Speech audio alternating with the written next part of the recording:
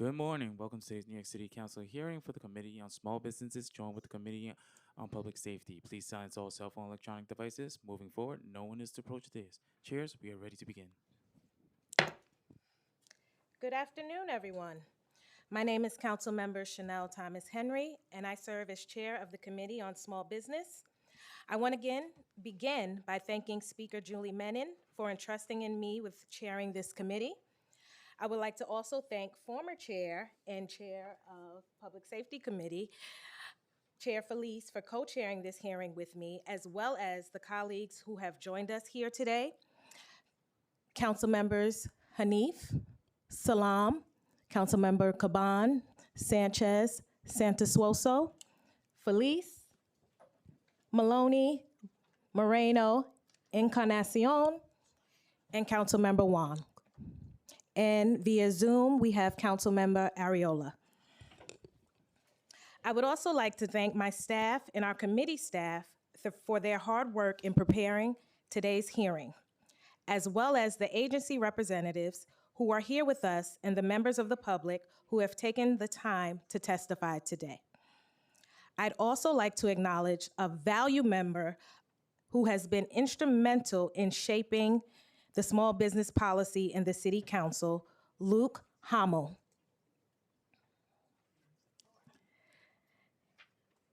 Luke has brought thoughtfulness, rigor, and real commitment to this work. Your contributions have made a lasting impact. You will be deeply missed, and we are grateful for your service, Luke.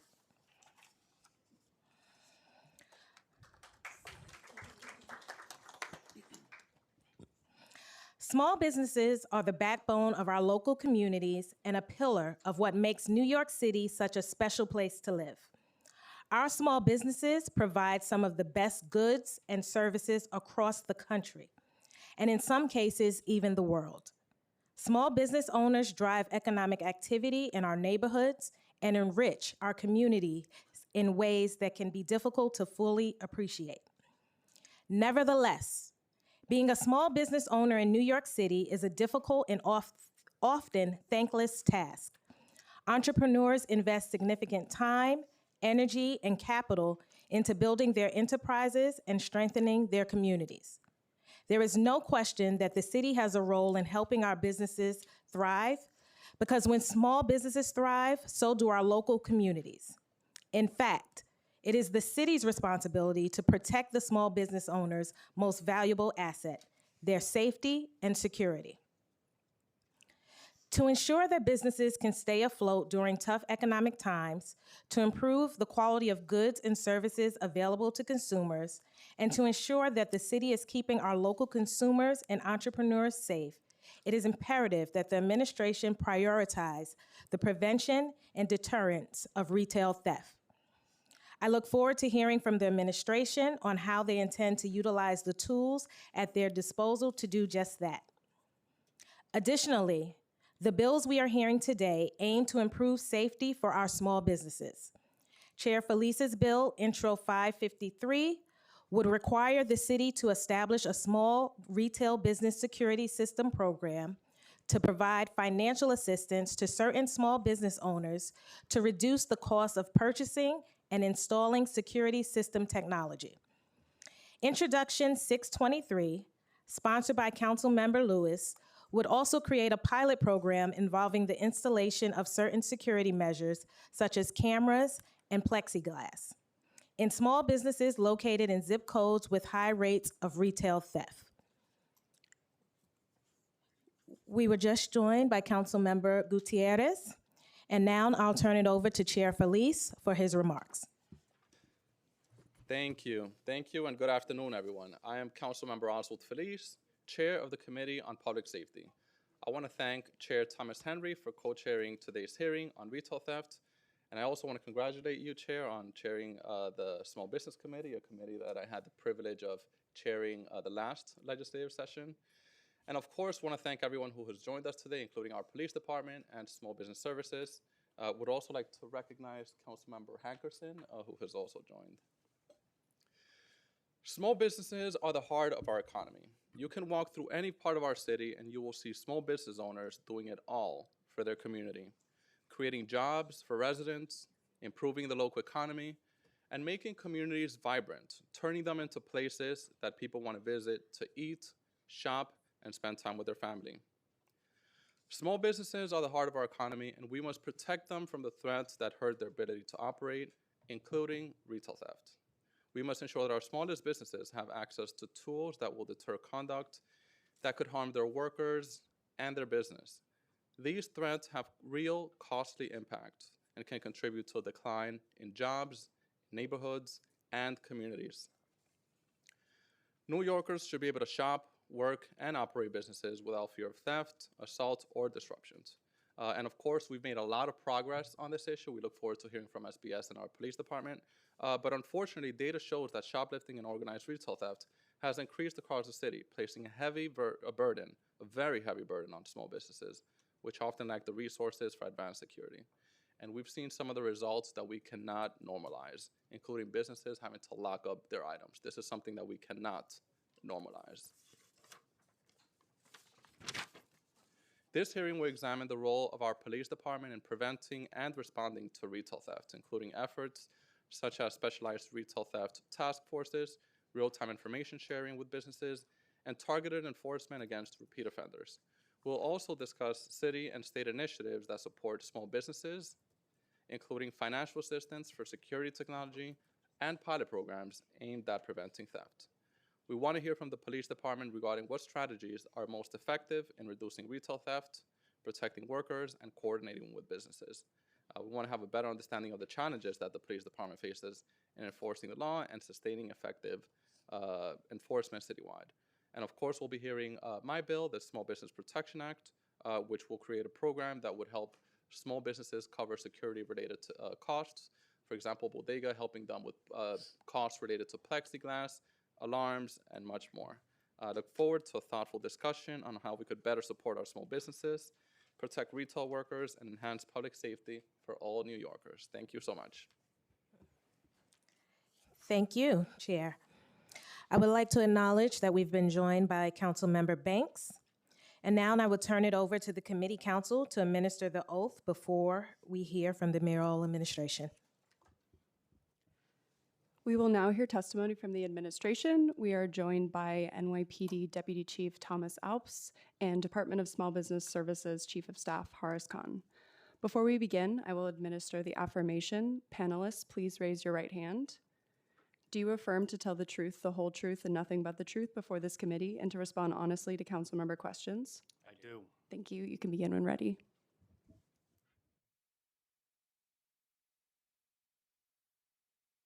Thank you so much. Good afternoon, Chair Thomas Henry, Chair Feliz, members of the City Council's Committee on Small Business and Public Safety. My name is Haris Khan, and I serve as Chief of Staff at the New York City Department of Small Business Services. I'm pleased to join today's hearing with Deputy Chief of Patrol Services Thomas Alps from the New York City Police Department. At SBS, we deliver economic security for all New Yorkers by connecting them to good jobs, supporting small businesses, and investing in our neighborhoods. New York City's more than 180,000 small businesses are the backbone of our economy. From COVID-19 to the blizzard conditions last weekend, our small businesses keep the city running and ensure essential goods and services reach those in need. Our city thrives when small businesses thrive, and as such, we take incidents of retail theft very seriously. Repeat retail thefts can deteriorate the stability of a mom-and-pop store, the livability of our commercial corridors, and can drive workers and customers away from small businesses. We're encouraged and grateful for our partners in law enforcement as we see retail theft incidents trending downwards year over year. In responding to the post-pandemic rise in retail theft, local district attorneys' offices and NYPD have adapted their efforts and deployed new strategies to successfully reduce retail theft. These strategies include trainings to businesses on how they can issue trespass notices and new ways to tackle organized retail theft. Since 2025, retail theft has declined by 14% citywide.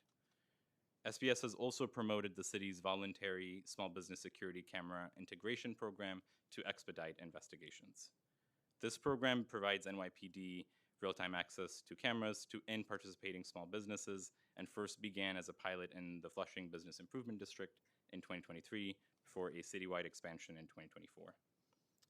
A primary way that SBS boosts neighborhood resiliency and supports public safety is through our close work with New York City's network of 78 business improvement districts, or also known as BIDs. SBS oversees and partners with the citywide bid network that invests more than $207 million in neighborhoods annually, covers more than 300 miles of commercial corridors, and serves 25,000 storefront businesses. In FY25, BIDs spent $32 million, roughly 15% of total spending, on public safety measures, and roughly half of all bids deliver enhancements such as pedestrian security cameras and public safety ambassadors. At SBS, we fund many of these efforts through our small bid support grants, which further impact and build capacity for smaller organizations.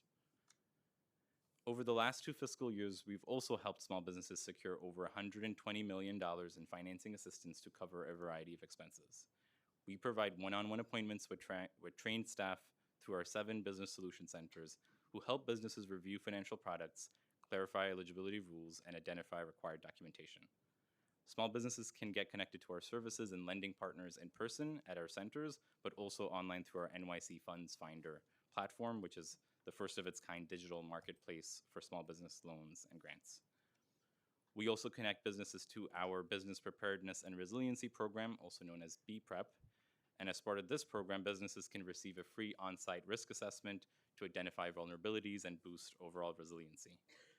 Eligible businesses can also receive grants of up to $5,000 to shore up their infrastructure with items like generator, fire and flood-proof storage, flood barriers, hardware drives for critical data, and security cameras. And lastly, SBS also promotes New York State's $5 million commercial security tax credit program that Governor Hochul announced in January 2024. This state incentive can cover expenses such as security guards, surveillance cameras for small businesses, panic and alarm systems, access control systems, locks, gates, and other structural reinforcement. We shared guidance with community boards, partner organizations, BIDs, elected official offices, and our merchant association partners in advance of last year's October application deadline for that state $5 million tax credit program. And we also greatly appreciate that Governor Hochul's proposed in her January executive budget presentation, the state has proposed an extension of that state tax credit for another 3 fiscal years. I'd like to now turn to the bills being heard today. Intro 553, sponsored by Chair Feliz, would require SBS or another agency designated by the mayor to establish a financial assistance program for small businesses purchasing security system technology. Intro 623, sponsored by Councilmember Lewis, would require SBS in consultation with NYPD to create a year-long pilot program to install security measures for businesses in zip codes with high rates of retail theft. SBS supports any efforts that help small businesses tackle retail theft, and we appreciate the City Council's attention to these matters. On the proposed legislative package, we recommend an assessment of current city and state efforts to inform the proposed new programming. Between the changes in law enforcement practices, the availability of the state's tax credit program, and the meaningful downward trend in retail theft, we believe current efforts are also leading to an on-the-ground improvement.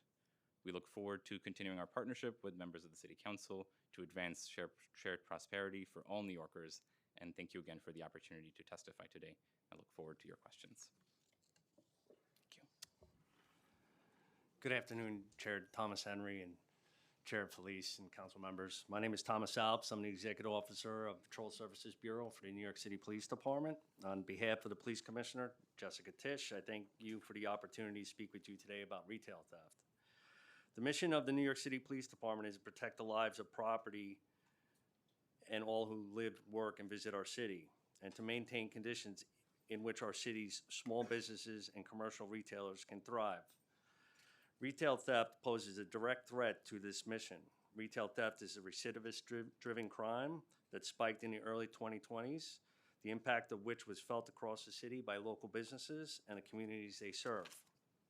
Under Commissioner Tisch, the department developed and implemented a new policing strategy to target and respond to increases in crime, including retail theft.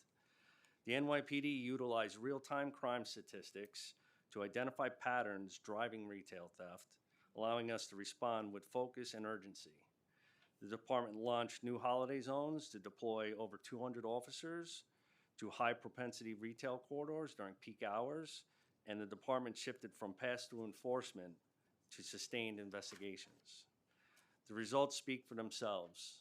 Retail theft declined by 14% citywide in 2025, and nearly half of all retail theft complaints resulted in an arrest, which was the highest rate since 2019.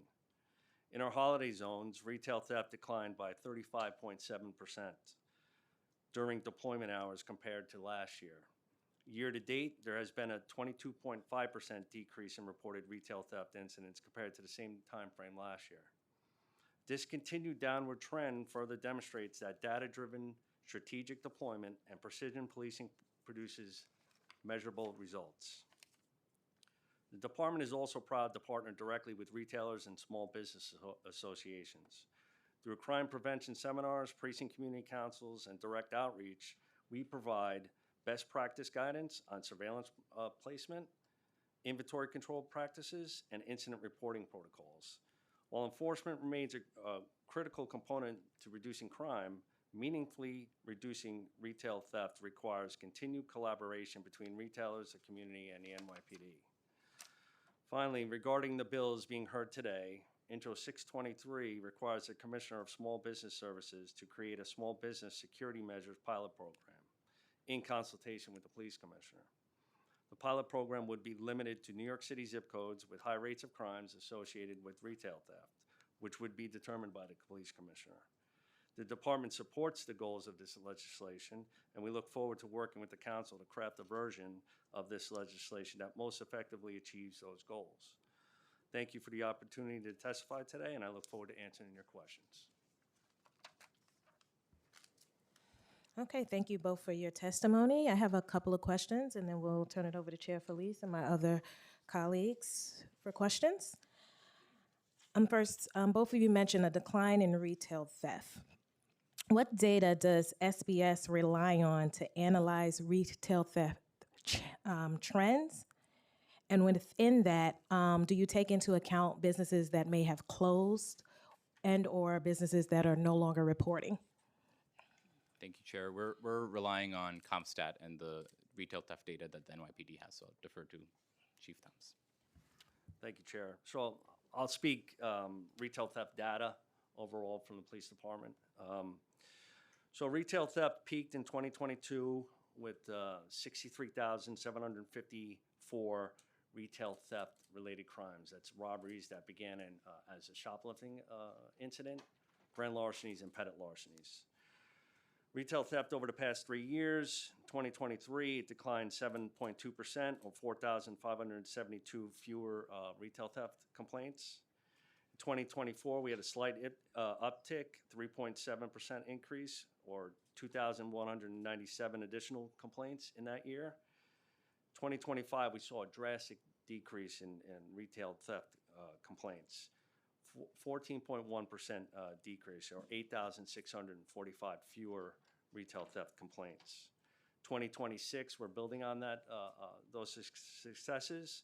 We're down 18.8%, or 1,507 less retail theft complaints. A lot of our strategy is built across multiple bureaus within the police department. We have 8 different bureaus working on our efforts to combat retail theft, beginning first and foremost with our Chief of Crime Control Strategies Bureau. They're our analytical arm. They're analyzing the crimes. They're analyzing those who are actually committing the crimes. They're implementing plans, drafting plans, and they're creating the strategy. Patrol Services Bureau, which I fall under, executes the strategy. We make sure that the deployment is proper, the response times are at its minimal times. We want to get to these incidents as quick as possible. There's a lot of oversight, and there's also a lot of communication with our local district attorney's office. Both the Chief of Crime Control Strategies and the Patrol Services Bureaus are in constant collaboration with the DAs regarding what we're seeing, our trends, our crimes, who we're arresting, and we're talking prosecutorial strategies or diversion programs. Following that, we have our crime prevention officers who who are our officers in our local commands or communicating with our bids, and also partnering with the bids and communicating and partnering with all the businesses within the command. They're giving best practices about timely reporting, gathering, the importance of gathering details when an incident occurs, how to document it internally, how to use de-escalation techniques, their role in prosecution, the availability of video. We do site surveys and positioning of merchandise. We give them best practices, and then in addition, we help formulate a communication band where they communicate with each other, and we're part of that. And for instance, I can speak specifically up into the Bronx on Fordham Road, how we implemented something like that. Then we have our detective bureau that follows up on any complaints where we don't make a summary arrest. We have our detectives on the back end investigating all these crimes. These aren't crimes that we shy away from. We investigate it fully in full transparency. We now have retail theft on our CompStat pages. So normally a CompStat page would show 7 major crimes, the most serious crimes. Retail theft is amongst them. So we're showing the importance of combating retail theft, that we are tracking it, and we're sharing that with the public. So our detective bureaus investigating these crimes, pulling video, and in hopes of resolving them successfully, however that may look through arrest. So we have grand larceny divisions within the Detective Bureau that are looking at patterns and trends and organized groups. We have our Intelligence Bureau that's looking at our recidivists. Who are these people that are committing these crimes over and over? We put in tracking methods. And then last, as the last bureau would be the Legal Bureau, who is also coordinating with the DAs in the prosecution. We do have a lot of successes to speak of that are significant. I spoke earlier about the holiday zones that was implemented by the Chief of Crime Control Strategies to combat retail theft. It began in November 24th, 2025. But in that data, though, it sounds like you guys aren't currently accounting for any businesses that closed down and or are not reporting. I don't have any specific data Okay. as it relates to that. Okay. And you had talked about repeat offenders. Is there any data that talks about like large-scale theft rings that are stealing to resell versus those who are stealing out of need and necessity? So when we talk about organized theft, the NYPD loosely defines that as 2 or more persons acting in concert to commit a larceny, and several incidents within that. And our grand larceny divisions and our theft task force would be involved in investigating them. In 2025, we had 39 grand larceny patterns involving 2 or more persons committing theft from retail stores. Currently in 2026, we have 8 patterns involving 2 or more persons involved in retail theft. All the ones in 2025 are closed except for 2 to arrest, and in 2026, 4 remain open of the 8. Normally, we're seeing mostly it's individual theft driving this, not organized groups. We do have open patterns in Manhattan, Queens, and Staten Island that involve Lululemon, Alo, and Target, where large groups are coming in and stealing merchandise in mass. Those are currently under investigation.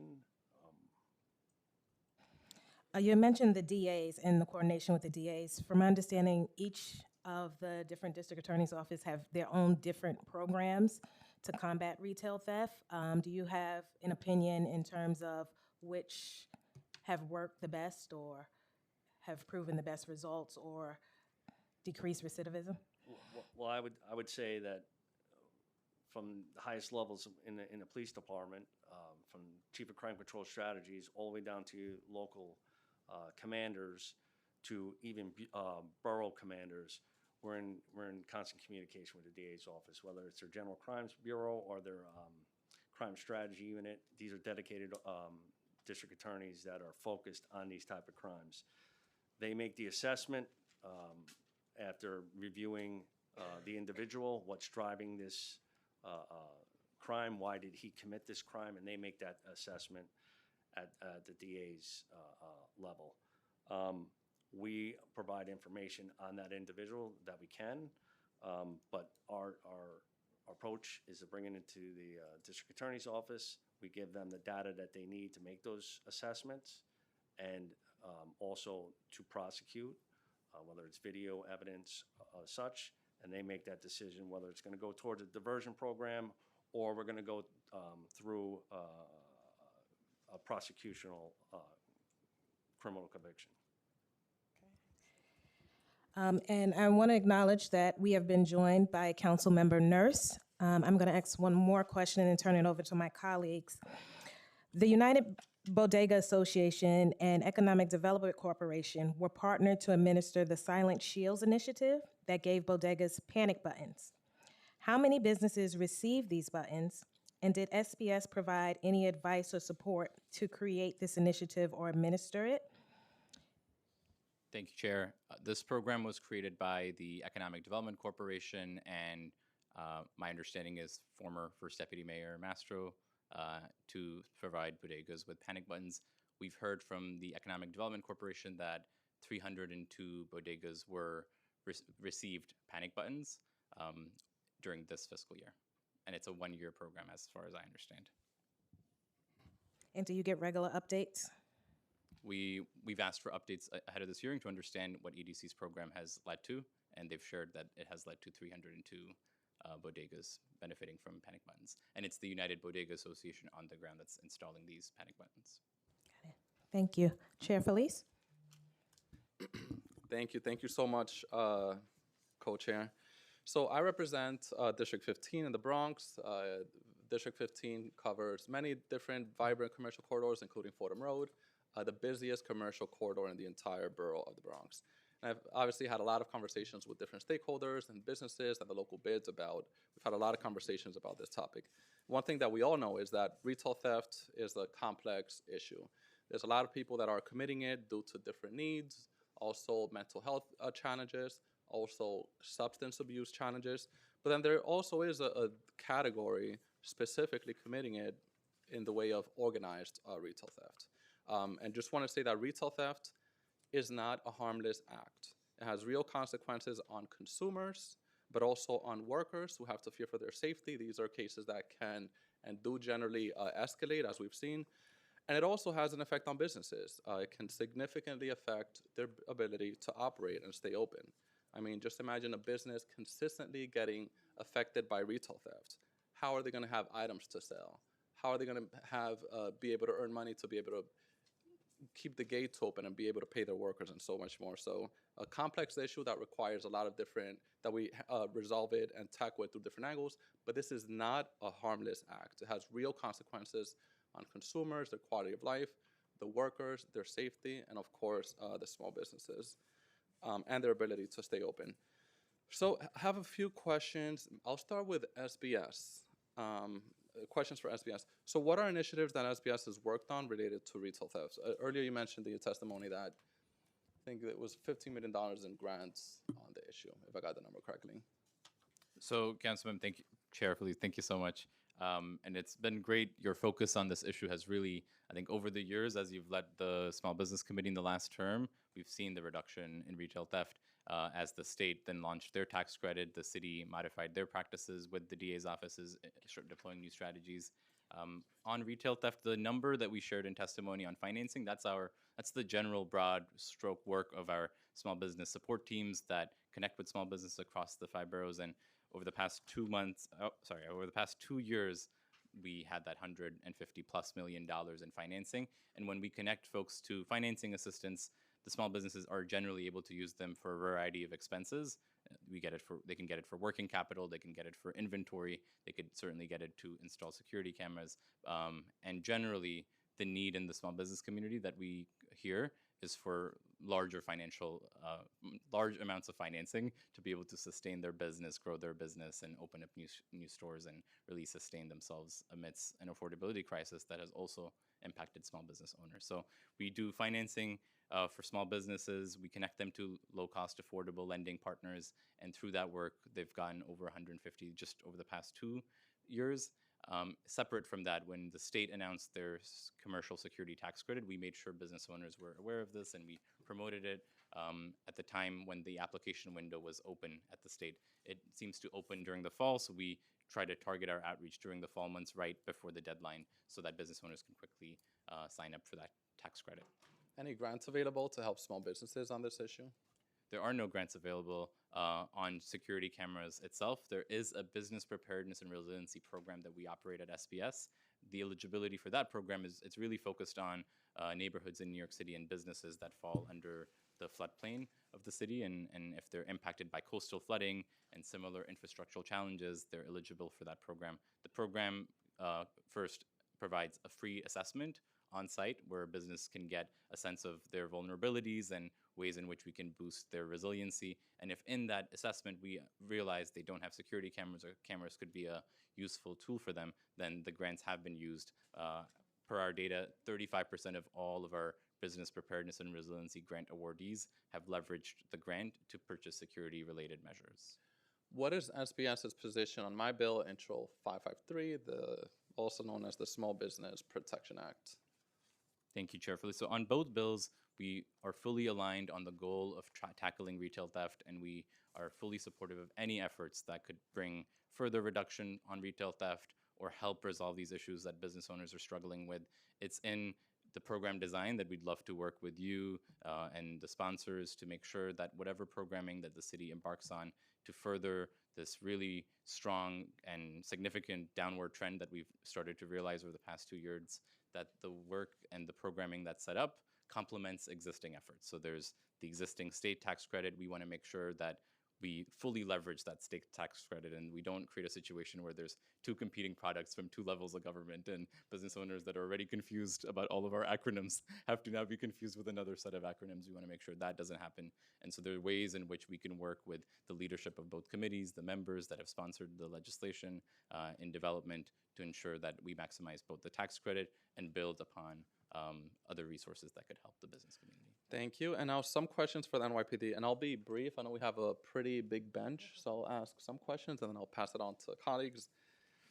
So let's start with data related to retail theft. Can you provide a breakdown of retail theft related complaints you received, broken down by, let's say, the past 4 years? Say that again? So retail theft complaints in the city of New York that you've received. Data for the past 4 years, broken down year by year. Broken down year by year. So 2023, we had 59,131 retail related complaints versus in 2022, we had 63,703. That was a 7.2% decline. 2024, we had 61,328 retail theft complaints versus 59,131 in 2023. 2025, excuse me? Oh, sorry. Go ahead. Yep, 2025, we had 52,683 retail theft-related complaints versus the 61,328 in 2024. And currently, where we stand year-to-date, we're at 6,500 versus 8,007 in 2025. So we're seeing it trend downward. Retail theft peaked in 2022 with 63,754 complaints. And you move over, and we spoke about recidivism and repeat offenders. We made 28,082 shoplifting arrests in 2025. 18,154, or 64.6%, have a prior shoplifting arrest. In 2021, and I use that because that was like the high watermark, we peaked with 74.9% of our arrests had a prior shoplifting arrest. So recidivism from 2021 has dropped from 74.9% to 64.6%. So we're seeing that recidivism rate decline, which is a great sign. Very optimistic about that. And it's the efforts of the DAs and as well as the NYPD, and they're being more strategic where we're deploying in the retail areas during our most critical times, especially during the holiday months. And we're putting officers that are in administrative duties, newer officers on foot in business districts to protect these businesses, and we're doing it strategically based on data that we're seeing. Can you provide data on retail theft complaints, I guess, any pre-COVID numbers, 2020, 2021, 2019? I don't have that in front of me. I would have to get back to you on that. Would you say, so you mentioned we generally from 2023, 22, 23, 24, 25, generally 59,000 to 63,000 complaints per year, generally more or less. Yeah, we ranged from 63,000 in 2022, and we dropped to 52,000 in 2025. Would you say those numbers are much higher compared to the pre-COVID numbers? I know you mentioned you don't have the numbers on you, but based on what you've seen. I would have to look at where the high water mark is, but I believe it was 2021 would have been. I don't have that in front of me. I would have to get back to you on that one. Okay. And of course, again, retail theft is a complex issue. We have many different reasons for it, including, again, needs, mental health, substance abuse, but also organized theft. Just curious, what % of theft is due to organized crime versus other reasons such as needs, different needs? So the large portion of theft is individuals. It's not organized crime. But like I mentioned previously, in 2025, we had 39 grand larceny patterns involving organized theft, where groups of individuals, 2 or more, came into a retail establishment and committed theft. Currently, in 2026, we're at 8 grand larceny patterns. So we loosely define organized as 2 or more committing retail theft on multiple occasions, and we call them patterns. That's how we're defining this. And based on the conversations that you and your team have had with different stakeholders, what are the top reasons that we usually see for that lead to retail theft? There's a lot of underlying issues with the individuals that we're seeing arrested, whether it's drug addiction, mental health. There's a need sometimes, and then there's other individuals who are doing it for profit. Regardless, it's affecting the businesses, and we don't tolerate that. And we look to monitor our arrest rates to make sure we're closing this out and referring them to the district attorney's office so they can do their assessment. And then we use different strategies, and the DA's office use different strategies to address this. And we really focus mostly on the recidivist offenders. When we talk about our prosecutional strategies, whether that's aggregate charging, where an individual targets the same business multiple times under a short period of time, and that would be the merchandise that is stolen would be added up, and it would become a grand larceny felony charge. So that is a prosecutional strategy. Another strategy is the use of trespass affidavits. Sorry to interrupt. They're having a hard time hearing you online. Can you speak into the mic, please? The other strategy is trespass affidavits. So trespass affidavits involved when an individual is arrested, he's served a notice that he's not to enter the establishment again. He gets caught in there, or he or she gets caught in there again. They can be charged with a burglary in a 3rd degree. And that's another way of upgrading enforcement or charges. And the reasoning behind that is we're trying to prevent recidivism, and that's really our focus, and that's the DA's focus, and we're in collaboration, always speaking about that. And the other way is when owners or employees are assaulted or threatened. We use order of protections to protect those employees. So that's another way to safeguard the employees and the businesses. So these are prosecutional strategies that are used to prevent this recidivism and violence towards store owners and businesses. All right. Two more questions and then I'll pause.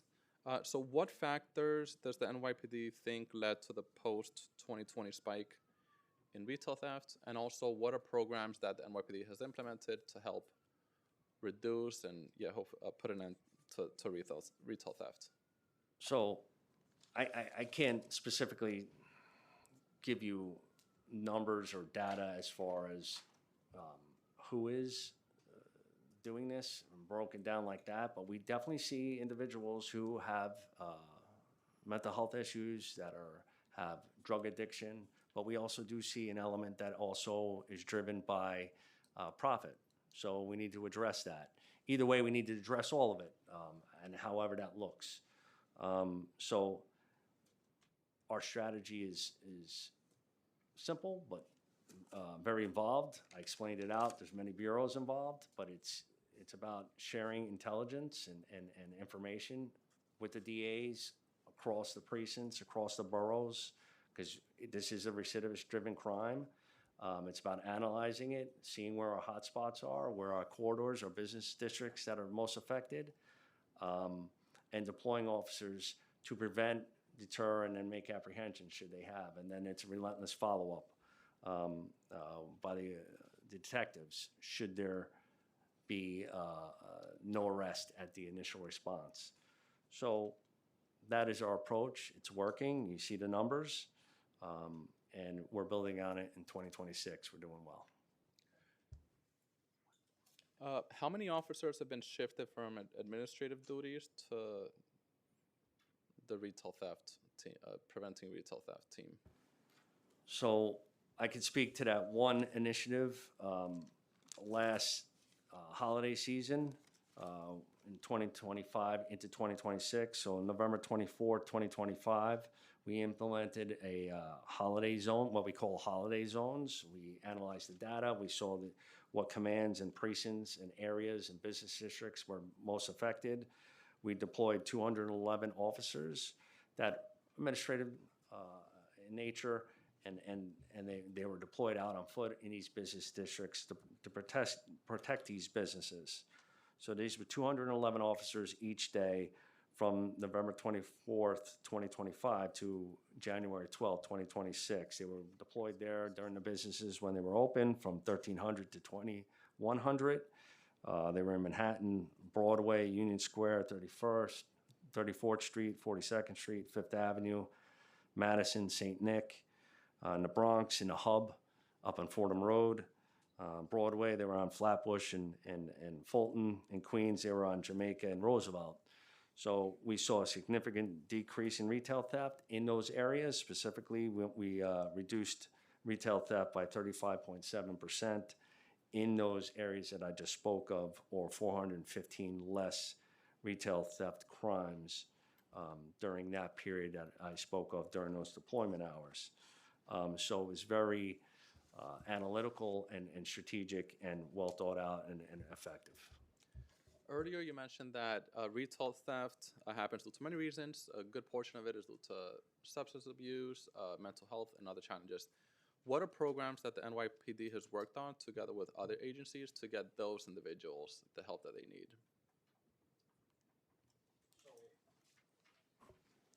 So we partner with the district attorney's office. I mean, they're our partners in addressing this issue. A lot of the diversion programs come through them. And we make that assessment at when they get introduced to the DA's office, and they're our partners in this. So they're helping us. And like I said, the recidivism is dropping. I told you the high water mark, and then it's gone down. So All right. that's how we address that. Thank you. Thank you so much. I'll pause for now. Thank you so much. Back to our co-chair. Thank you. I'd like to turn it over to Councilmember Caban for questions. Thank you. I have quite a few questions. I'm going to ask you to be really succinct, please. I appreciate it. These are about Intro 623. It requires that the installation of security measures take place in zip codes of New York City with high rates of crime associated with retail theft as determined by the police commissioner. So the first question is, what list of crimes are associated with retail theft under that definition?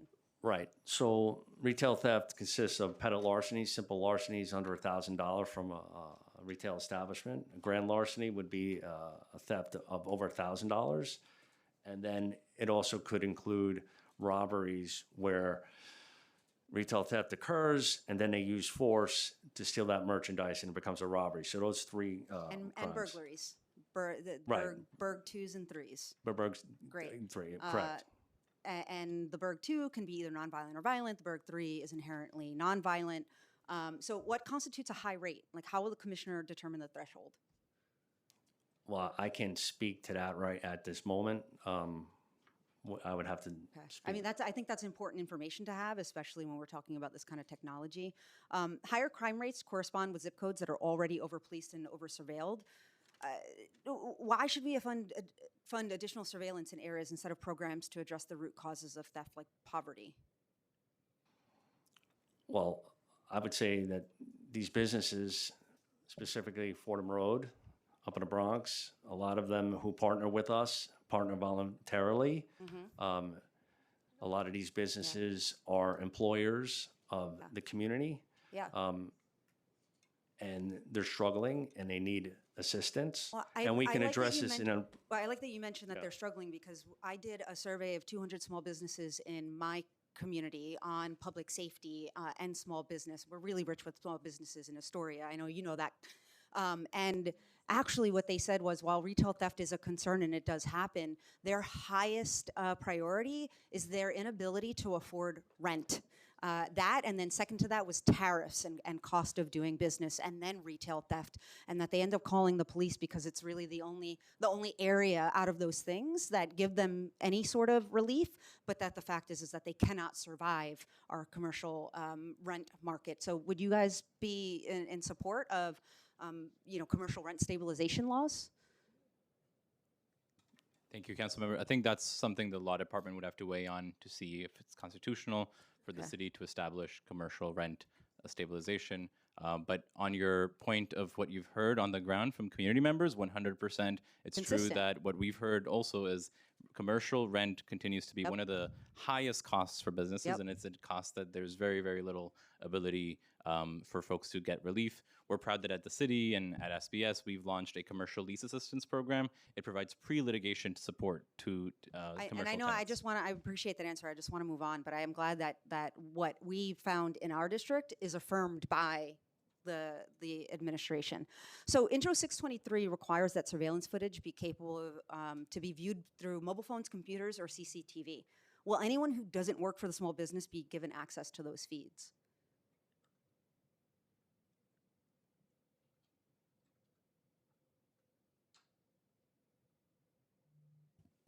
Councilmember, you're referring to the proposed legislation. Of 623, yeah. It requires that the surveillance footage be capable of being viewed through mobile phone, computers, or CCTV. So I want to know if anybody that doesn't work for the small business can be given access to those feeds. I think that's an example on SBS's perspective on the bill. I think that's an area where we would want to have conversations with the council to make sure that any program that is set up is voluntary. Any program that is set up has very strong guardrails. Can you in guarantee place. that law enforcement won't be given direct access to these feeds?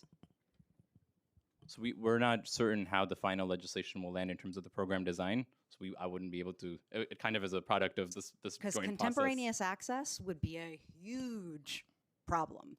I know that I'm running out of time, so I did want to address some of the testimony that was made.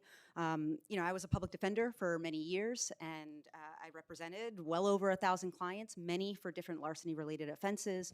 I just want to say that it was stated on the record that the DAs, once an arrest is made and it's passed to them, that their job is that they then they determine what's driving the theft. That's actually not their mandate or their job.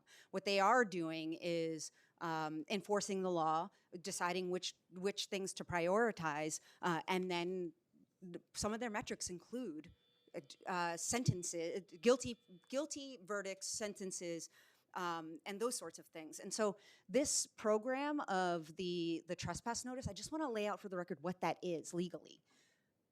Again, business owners are opting into it because they're not getting any other relief, but just know that this is what it means. It means that somebody, because I represented this person a million times, I have somebody who I've been on this council for over 4 years, is still serving an upstate prison sentence for stealing cell phones from a store because he struggled with drug use because of a prior trauma. Okay, so what the trespass notice does is take somebody who commits a petty larceny, oftentimes because of poverty, and yeah, you sell it for profit because you need that profit to pay for survival, mental health, or unaddressed substance uses. So if they go into a store and steal a sandwich, a t-shirt, and they sign that trespass notice, and they go into that store again and steal out of necessity or accused of it, now instead of facing a misdemeanor, which they can get a non-incarceratory sentence, they are now serving or being exposed to a burg in the 3rd degree, which mandates upstate prison time from a range of 1.5 to 3 years or 2 to 4 years. And during that time, it does not address, they're kicked back out on the street afterwards, no better for the wear, and that is where you get high recidivism rates. It's just kicking the can down the road, and oftentimes that burg bump up is used simply to force convictions on the misdemeanor. I just felt like I needed to say that, especially when you gave the testimony that there are a certain level of quote unquote recidivists that keep coming back that you're focusing on. That means that this approach is not working.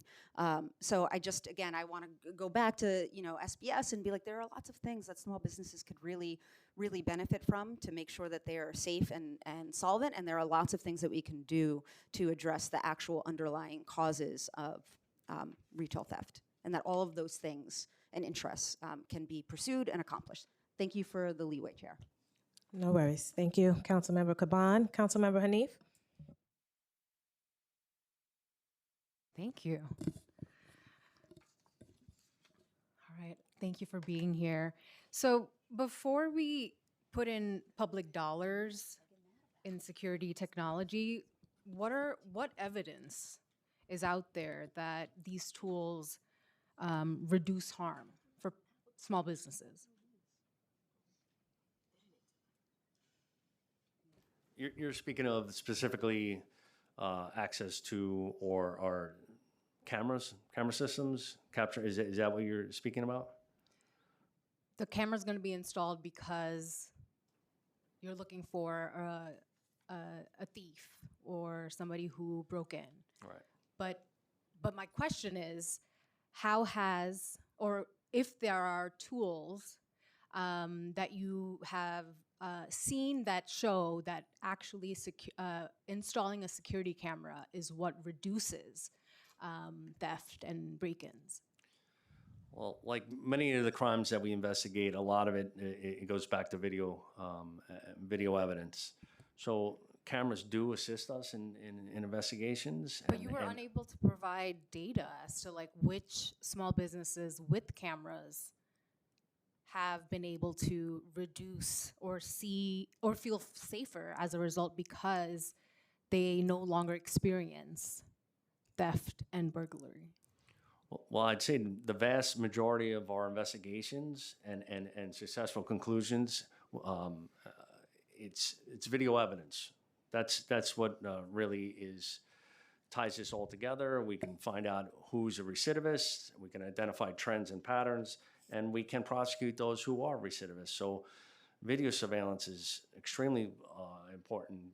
It's certainly one part of it, Right. you're saying. What programs are available to the employees who are victims, survivors of incidents? So the police department does do a lot of outreach with our crime prevention officers. We interact with businesses in business districts all across the city. We I teach would them. appreciate if you looked at me and spoke. Yeah. We interact with all these businesses and we give them best practices on de-escalation, how to call quickly, and how to just internally document the issues, and we work in partnership. And then we teach them how to communicate across stores, because we know individuals, what they do is when they do shoplift at one store, oftentimes, and it can progress and go down Fordham Road. I use Fordham Road as an example because I'm very familiar with it. They can go to the next store and the next store and the next store.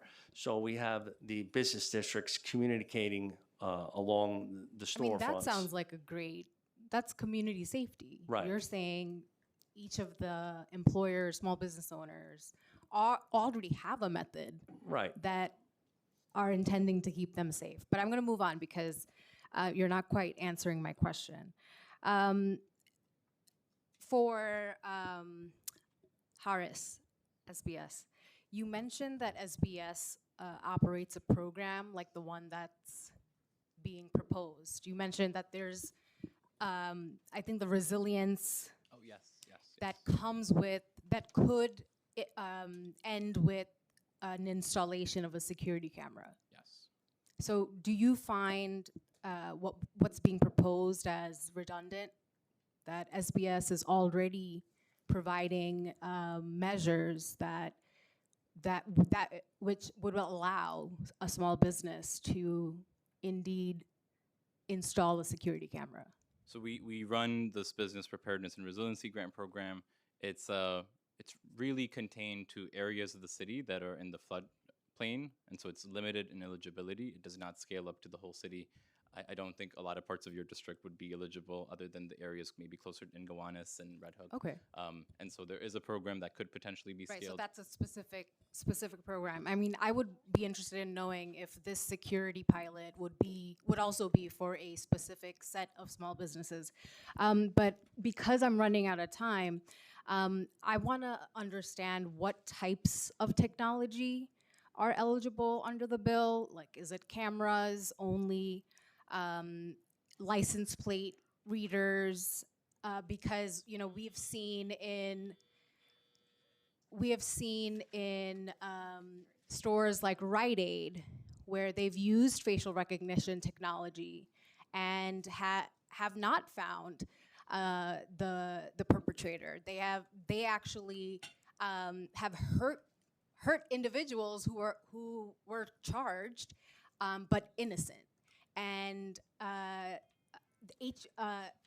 we know that right now, Rite Aid has a 5-year ban on facial recognition technology. Same with Wegmans, collecting our data as we're walking in the aisles. So I'm just curious, would this security camera installation go beyond just what's in front of the store, what's inside of the store, and not collect people's data?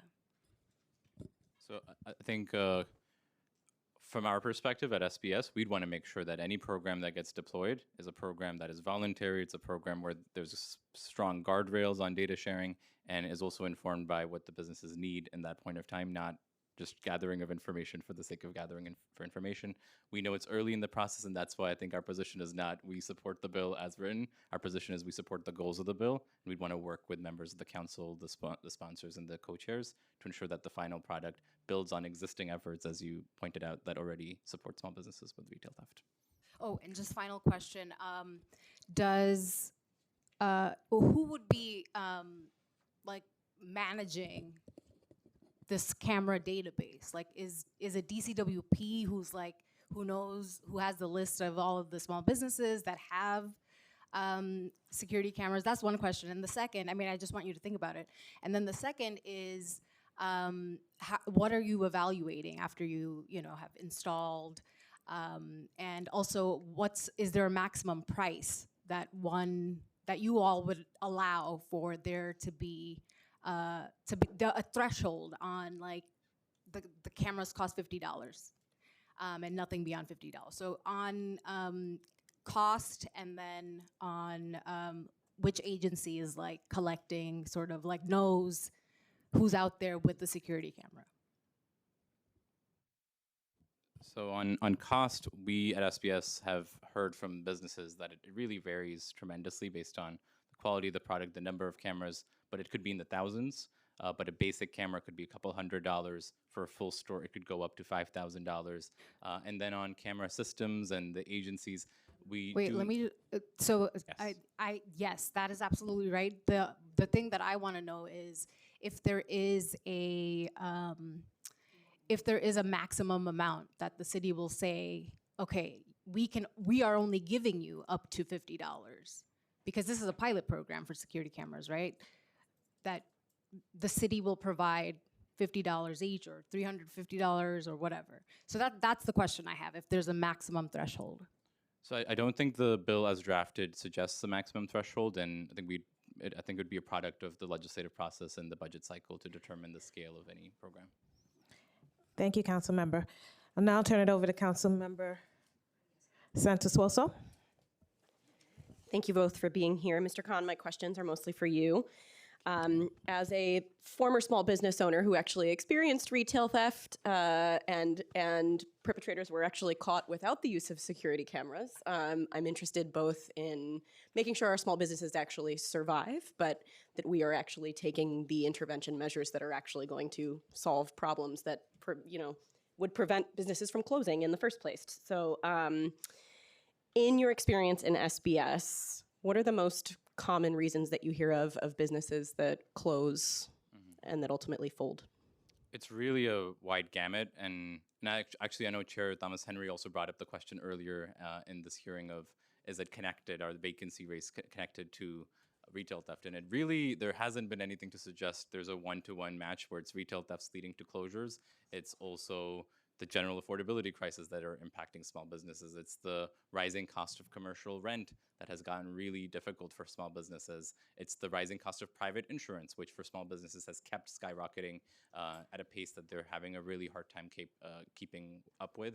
And it's also the federal supply chain disruptions that we're experiencing and the uncertainty in the tariff policy at the federal government that is leading to inventory challenges for small businesses. So there's a whole variety of reasons where a business owner at some point decides maybe it's better for me not to be in business. One of them is also not related to these macroeconomic conditions or pain points, but related to family. If a person has a family-owned business and they're planning on retiring and they have nobody in their family willing to succeed and take over the business, then sometimes they'll decide to close shop and call it a day. And there's a whole variety of reasons. We know that many of the reasons are issues that the city could be invested in and work together to solve. And there's some reasons that are just beyond the city's actions, and it's just a business owner's decision to close. Understood. So you mentioned, I believe, 3 different programs, some of which are a function of the city, some are a function of the state, which are currently attacking retail theft. One you mentioned was the voluntary small business security program in Flushing, I believe. Yeah, so FUSIS is a program that the city launched, and it provides businesses with the ability to voluntarily connect their cameras and share feeds to the NYPD. Got it. So that's one program that the city has launched. On the state side, there's that commercial security tax credit that exists, and then we know the DA's offices have also changed and adapted their practices. The state tax credit program, I believe you said that was a $5 million program. Yes. Do you know if that has been spent down entirely? No, we have not heard. Never been in a situation where we've referred a business owner and they've told us there's no more money here. So that's precisely why we've been promoting it, and we think any programs that the city set up should build on top of it, should complement it, should not be a program that competes with the state tax credit. And suggests perhaps that the uptake hasn't necessarily been as much as we might anticipate. Yeah, the state hasn't shared application data on the program, but we think there could be room for maximizing the use of the tax credit and then building on top of it with the city program. And do you know if that state tax credit requires that the cameras that are installed, it covers security cameras, right? Yes. So do you know if that requires that the cameras that are installed record a certain radius from the building? My understanding is it's a lot more flexible. There's a lot more types of uses.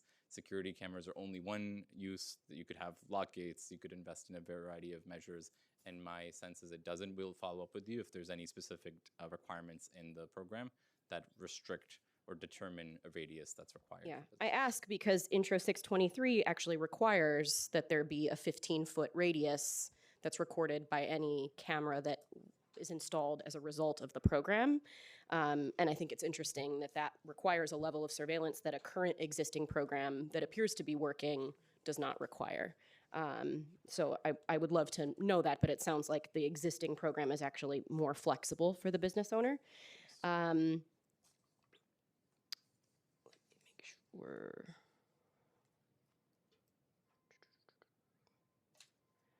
Okay, and then you mentioned that there is also a $150 million financing program that the SBS has for small businesses for a wide range of business needs. So that program is just the general course of our financing assistance work. We connect business owners to a variety of lending partners, and it leads to 120 plus over the past 2 fiscal years. And did you give us a percentage of what percentage of that program is actually spent on security technology or security systems?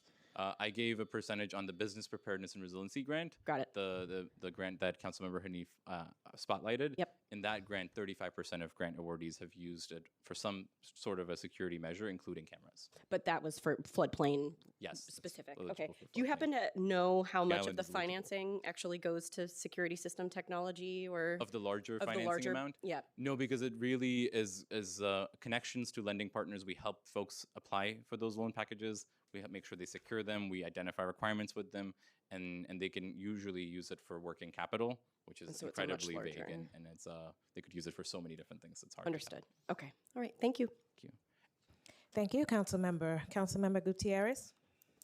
Thank you, Chair. A few of my questions have been asked already, but I wanted to ask for Bill Intro 623, can you highlight or discuss any other kinds of security technology besides security cameras that would be included in this pilot? So I think, Councilmember, this is the bill as drafted. I don't think it provides that flexibility as we read it, but it's something that we'd want the bill drafting process and the legislative process to hopefully allow clarity on. But so there's no suggestions, not even from PD, what other kinds of technology that could be utilized besides cameras? So again, we didn't propose the bill. So I'm sorry, you oppose it? no, we didn't propose the bill. Propose it, sorry. Propose the bill.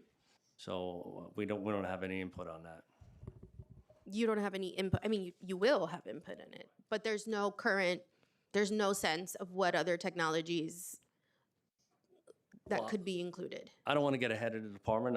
We'll have that in discussions. Okay. How will you work with businesses to ensure that in the case where we're exclusively using security cameras, that they're notifying their shoppers and people within 15 minutes to the left, right in front of the store, that they are in fact being surveilled? Maybe this is for small business services. So I'm not sure what the requirements are in the bill around notification for members of the There's public none. that enter. So and that's an example of I think, Councilmember, I want to make sure it's clear, we are not in support of the bill as written in this current form. No, I'm We're in clear. support I think of the there should be goal. direction from both agencies, from both leadership. You've obviously worked with businesses before. Councilmember Hanif highlighted Wegmans that does have notifications up. So these are small businesses. The bill is to help protect small businesses, and so these are not these big chain stores. Don't necessarily have apps that can notify every single person that walks in. So in these instances where it is, they are specifically security cameras. They're walking in on their own voluntarily into a business. I think that there is some semblance of we may be being recorded, but especially for folks on the outside that could just be walking their dog or waiting for somebody outside, maybe they don't know they're being surveilled.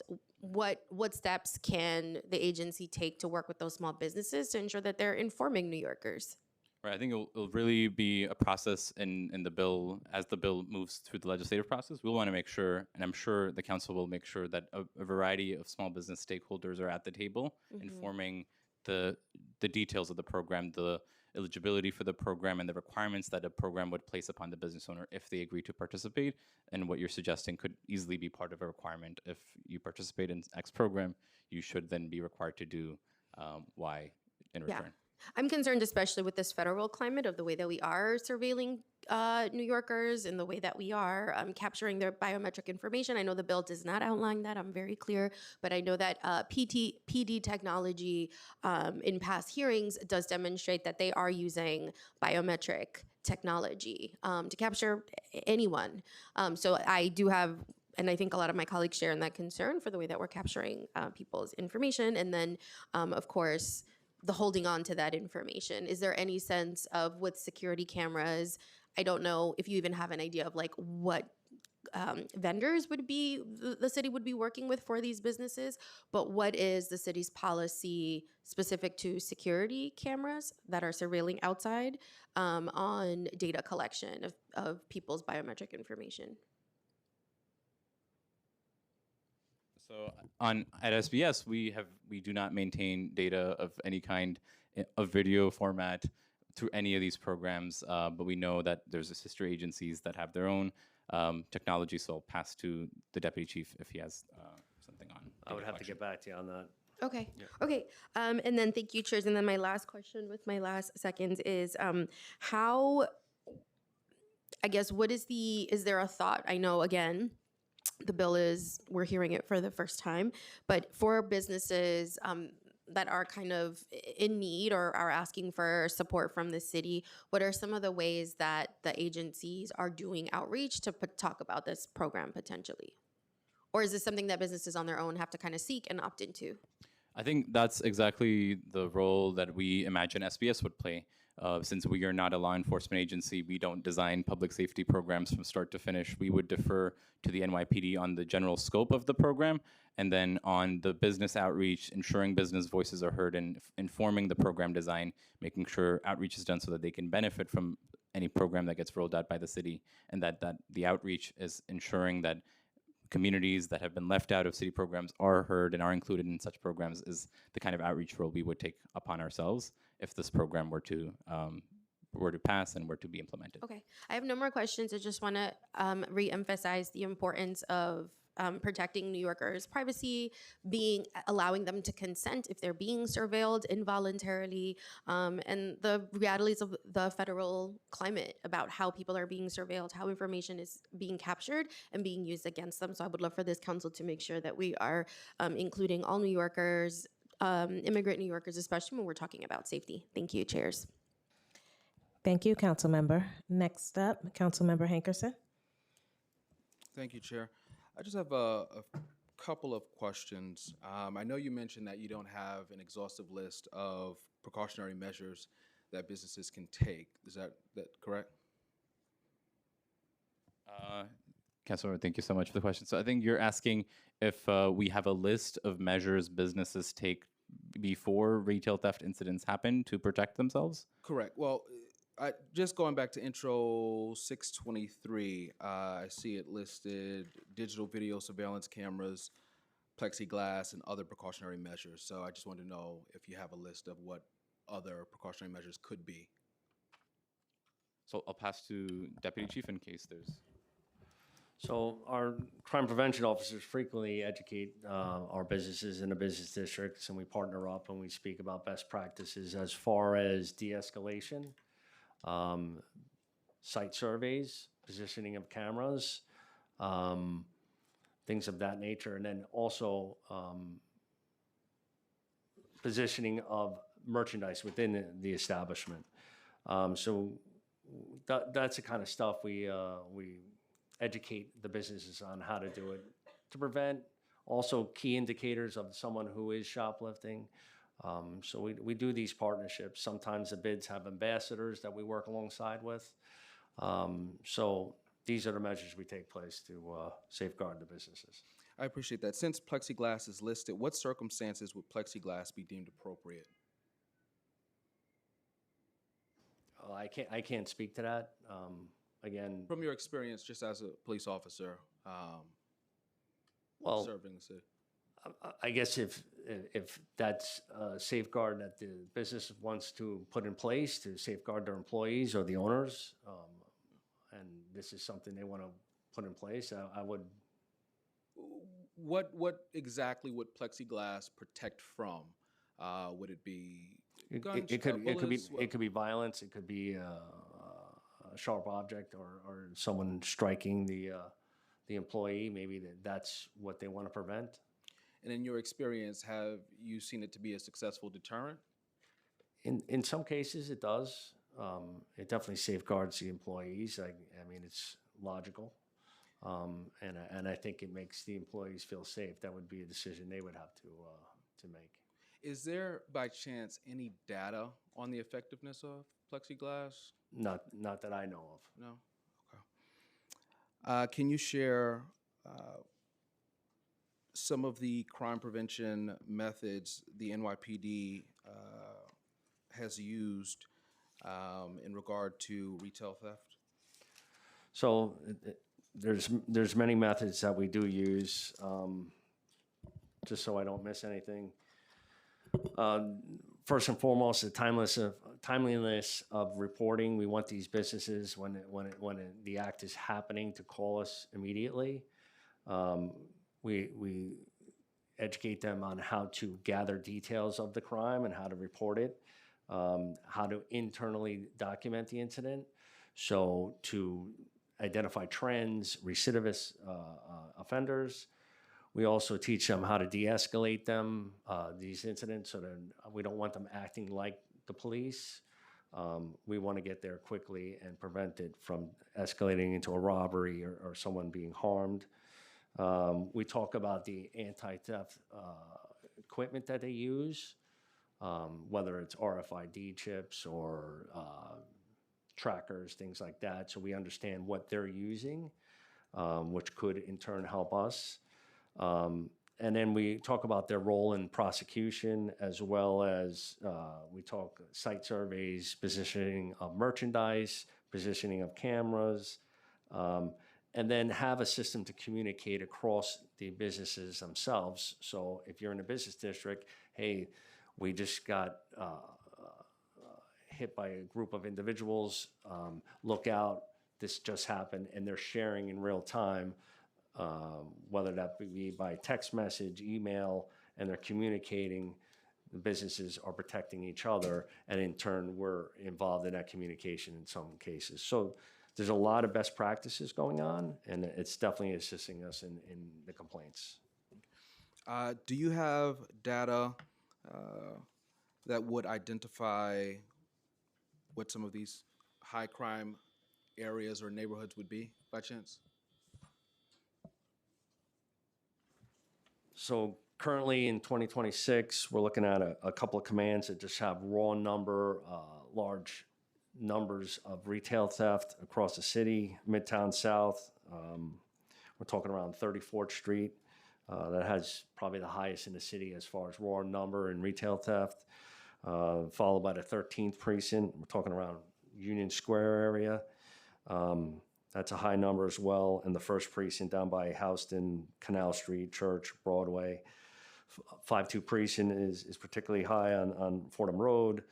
8-4 by the Barclays is high for Brooklyn. And then when we talk about Queens, we're looking at Queens Boulevard, Queens Center Mall, Roosevelt Avenue, and the Staten Island Mall are, if you want to talk across all the boroughs, those are our high number drivers. So strategically, that's where we deploy our officers. We have retail theft teams. The commands are able to create conditions teams to deal with this retail theft, and/or we have officers on foot, our newer officers in these areas to prevent that theft. Thank you, Councilmember. Next, we have Councilmember Banks. Thank you, Chairs. First of all, I want to back up when we had the question was asked about the panic buttons that were, there was a number that was thrown out citywide that the amount of panic buttons that have been installed. Can you give me that number again? Sure, Councilmember. So the Economic Development Corporation led this program and worked with the United Bodega Association. They've installed 302 panic buttons. 302. Is there a breakdown per councilmatic district of how many of these panic buttons have been installed? The Economic Development Corporation would have that. We don't have that. So you don't have that info. Okay. And as far as resources for the local businesses, what resources are currently in place to support local businesses when it comes to theft prevention? I know that we're really grateful for local precincts and crime prevention officers on the ground at local precincts who are able to go to small businesses and they're able to do security assessments of the business owner and recommend best practices to business owners. That's one resource that exists currently on retail theft in particular. And let me take a deeper dive into some of the data. Well, actually, hopefully you can provide me with some of these numbers. What percentage of the retail theft incidents involve young folks or youth? I'd have to get back to you on that one. I don't have that. You don't have that? Okay. No, I don't have that. Sorry. Are you aware of any diversion programs that may exist that are implemented to assist young folks in preventing these crimes or repeat offenders? Well, we have a lot of officers that are engaged with the youth, our youth coordination officers, as well as our Explorer program. We have a lot of engagement with the youth that we help guide them away from that retail theft. Okay. And how is the administration, including SBS, supporting merchants associations or business improvement districts citywide to coordinate anti-theft strategies and potentially invest in shared security tools? What's currently, because you spoke, but I want to know, is there anything else? So I think one important thing to for us to highlight would be it's been really powerful to see Mayor Mamdani on day 14 within 2 weeks announce Executive Order 11, which directed a range of regulatory agencies to start reviewing, inventorying, and start identifying fines and fees the city government can initiate reductions on to help small businesses thrive and help reduce the burden of When is retail that theft. going to be completed? So there's a range of milestones in that executive order. My understanding is in July, members of the council and members of the state legislature will receive a package from the administration, which will include all of the reforms that require city council or state legislature action. Separate from that requirement, anything that the city could do on its own through administrative rulemaking or departmental policy, the city administration will undertake. I know recently there's been a rash of what they call these takeovers, where you have some young folks have been going into certain malls, and they've been doing this. They're having this sporadic type of where they're snatching equipment and raiding the stores. In those particular situations, what has been the partnership between local community-based organizations to help prevent some of these occurrences from taking place? So a lot of precincts have a strong communication chain with the business districts and the businesses themselves. Right. Like I said before, we have a lot of strong presence in the business districts, and we have direct lines of communication. So for instance, when we had one of those incidents that you referred to up in Bay Plaza, we were present and we immediately had officers mobilized and came to the aid of those businesses at the Bay Plaza up in the Bronx. So that disorder or theft is not tolerated, and we'll get the resources over there. And if the business owners or employees are seeing an issue, they have direct lines of communication with us. And we'll respond as quickly as possible. And just if the chair may indulge me, one last question. As far as notification, was there any prior notification given to any of the businesses when the incident had taken place up in the Bronx? And I know Kings Plaza was also threatened, and also in my district, Gateway Mall was also threatened. I would have to get back to you on those specific incidents, on how that communication happened and timeline of it. All right, thank you. I have a couple of follow-up questions. I know we are saying retail theft is down, but when we talk about chain stores, theft is up. Am I correct in that? That I don't have it by, you're talking about specific business types. That I don't have in front of me right now. And I had to get back to you on that. Okay, and then are certain retail sectors such as pharmacies, cosmetics, apparel, food disproportionately targeted? So, some of the businesses that we see mostly affected is Target, CVS, Marshalls, things, those establishments. Those businesses have seen large numbers of retail theft without question. I'm gonna go back to our original question, and that goes to this decline in terms of if it's because of underreporting. Like I know firsthand, Walgreens, the locks are getting more plentiful, so the quality of life and the consumer experience is declining. And a particular one in my district just doesn't even report anymore. So I'm very curious that, and would ask that you start to collect data and look, maybe go back to some of those retailer stores when they were at the height of when the numbers were high. Are they still reporting? Are they even still open for business? To really get a truer understanding of if it's actually down or if it's because of underreporting. My question is, which precincts, I know you mentioned certain corridors, currently experience the highest retail theft rates?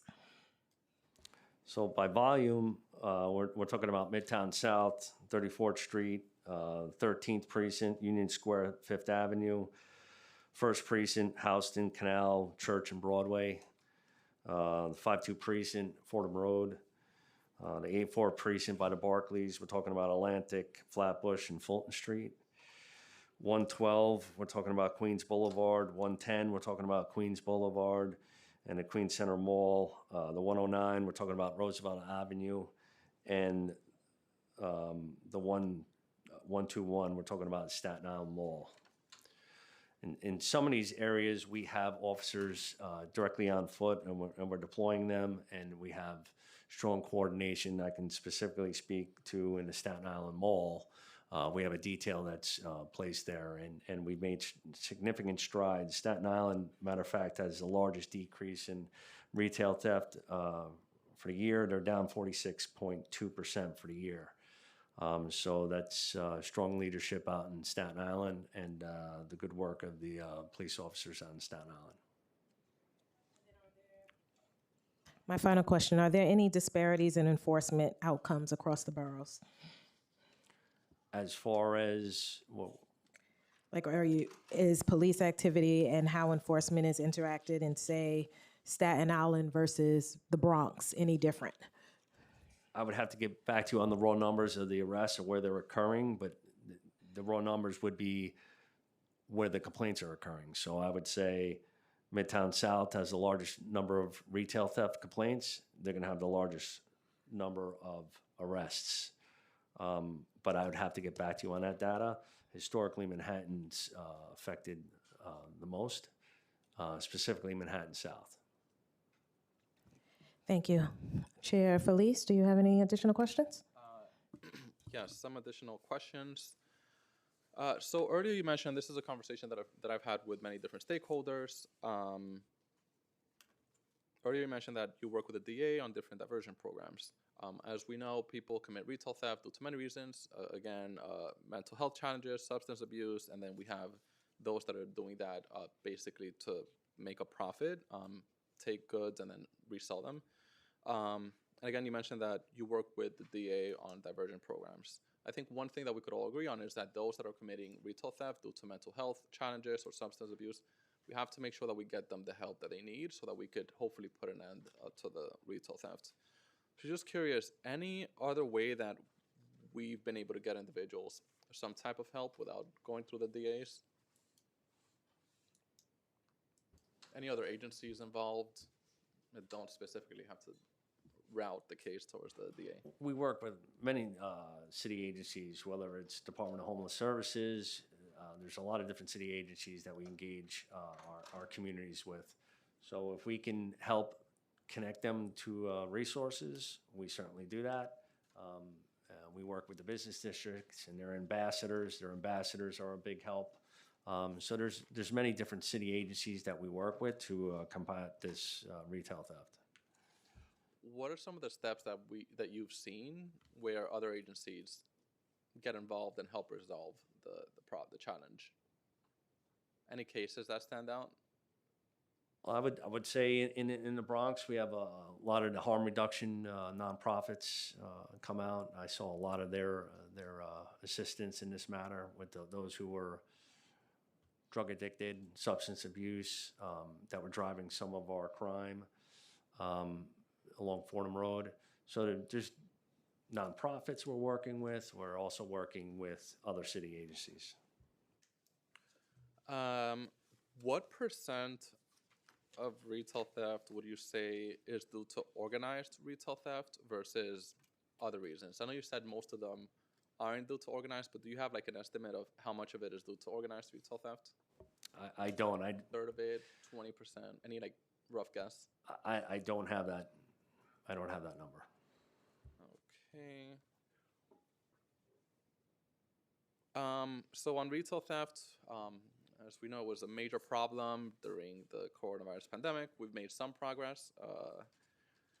Would you say retail theft affected all commercial corridors equally, or were there some that were more affected than others? And if yes, did we notice any trends? You're asking me what corridors did I see that are most affected? Or did we see, are there any factors that we saw stand out in terms of which commercial corridors were being affected more than others? I would say that, I'm sure, for example, the busier commercial corridors are right. more businesses, so. And like I said, there's certain businesses that are definitely suffering more. Target, CVS, Marshalls, those businesses, the pharmacies. So types of businesses are being affected, and certain corridors like Fordham Road, Roosevelt Avenue, I spoke of. So those are our hot spots. What percent of retail theft would you guess, and I say guess because there's no way of getting data on this, but would you guess goes unreported? Would you say 1/3 of retail theft? Based on the conversations you've had, I'm sure you and your team have worked with different bids, different businesses, you've heard directly from them, so just wondering if there's anything that you consistently get where they say basically, hey, we don't report 80% of our cases.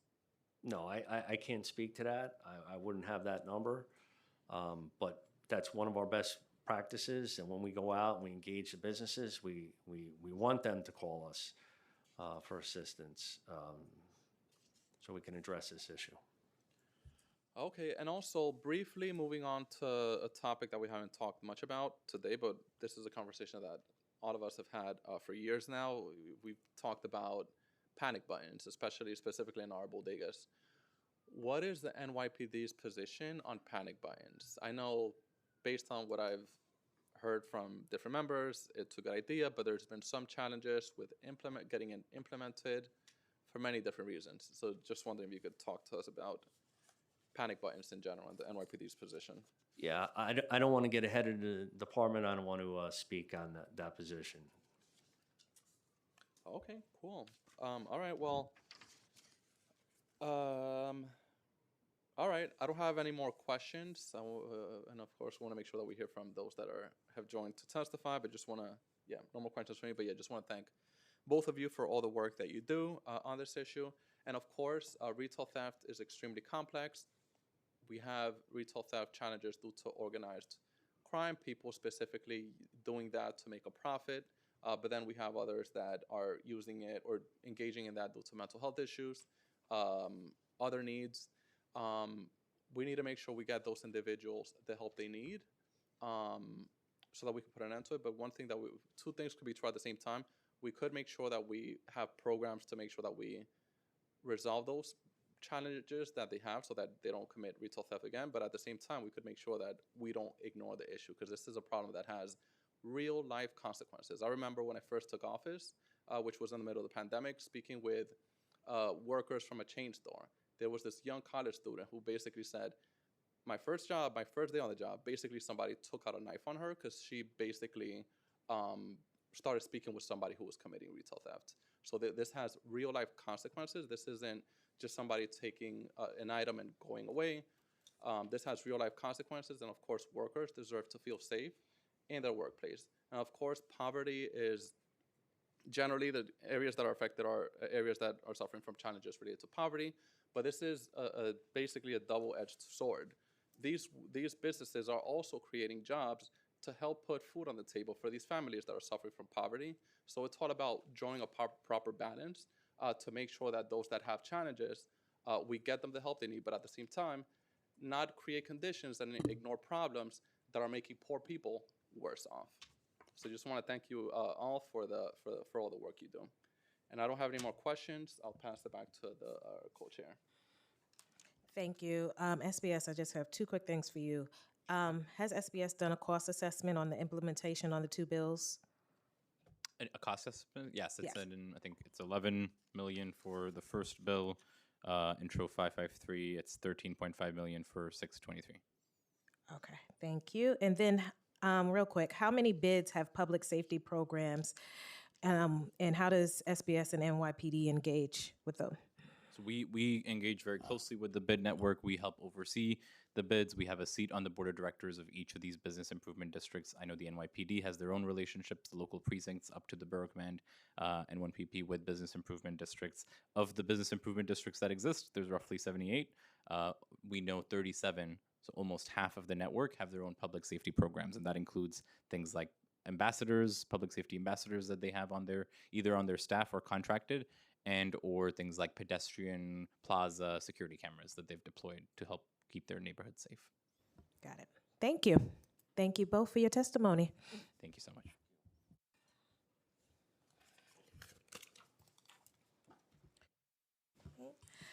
I now open the hearing for public testimony. I remind members of the public that this is a government proceeding and that decorum shall be observed at all times. As such, members of the public shall remain silent at all times.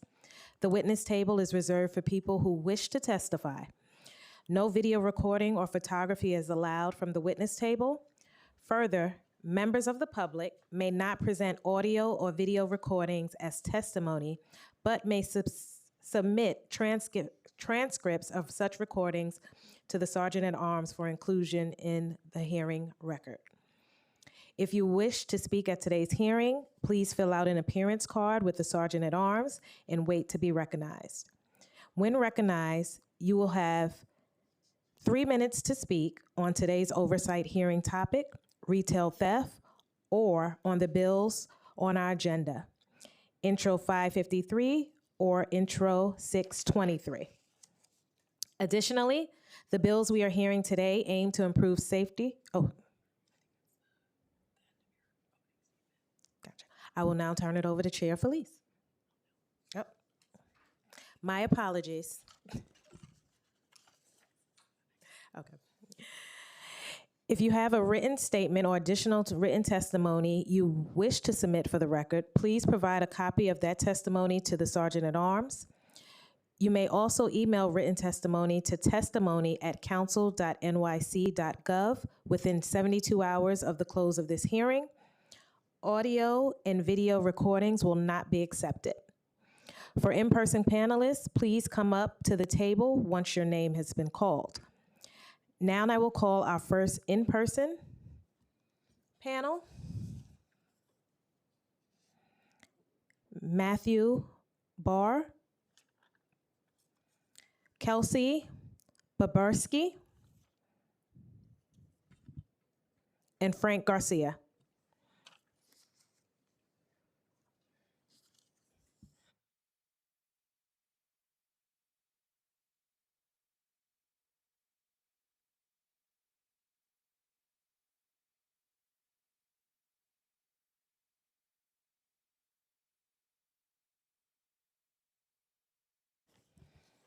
Is Matthew here?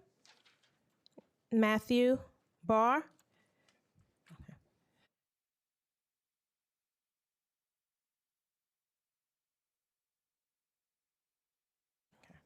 Kelsey, you may begin. Thank you. Good afternoon, Chairs Feliz and Thomas Henry, and honorable committee members. My name is Kelsey Dorado Babursky, and I'm the Director of State and Local Government Relations for the Retail Council of New York State. Our organization is the state's leading trade group for the retail industry, representing member stores in New York City and across the state, ranging from the smallest independent merchants to national and international brands. Thank you for the opportunity to speak today on retail theft prevention and introductions 553 and 623. Store and community safety is our organization's top priority, and it has been for years.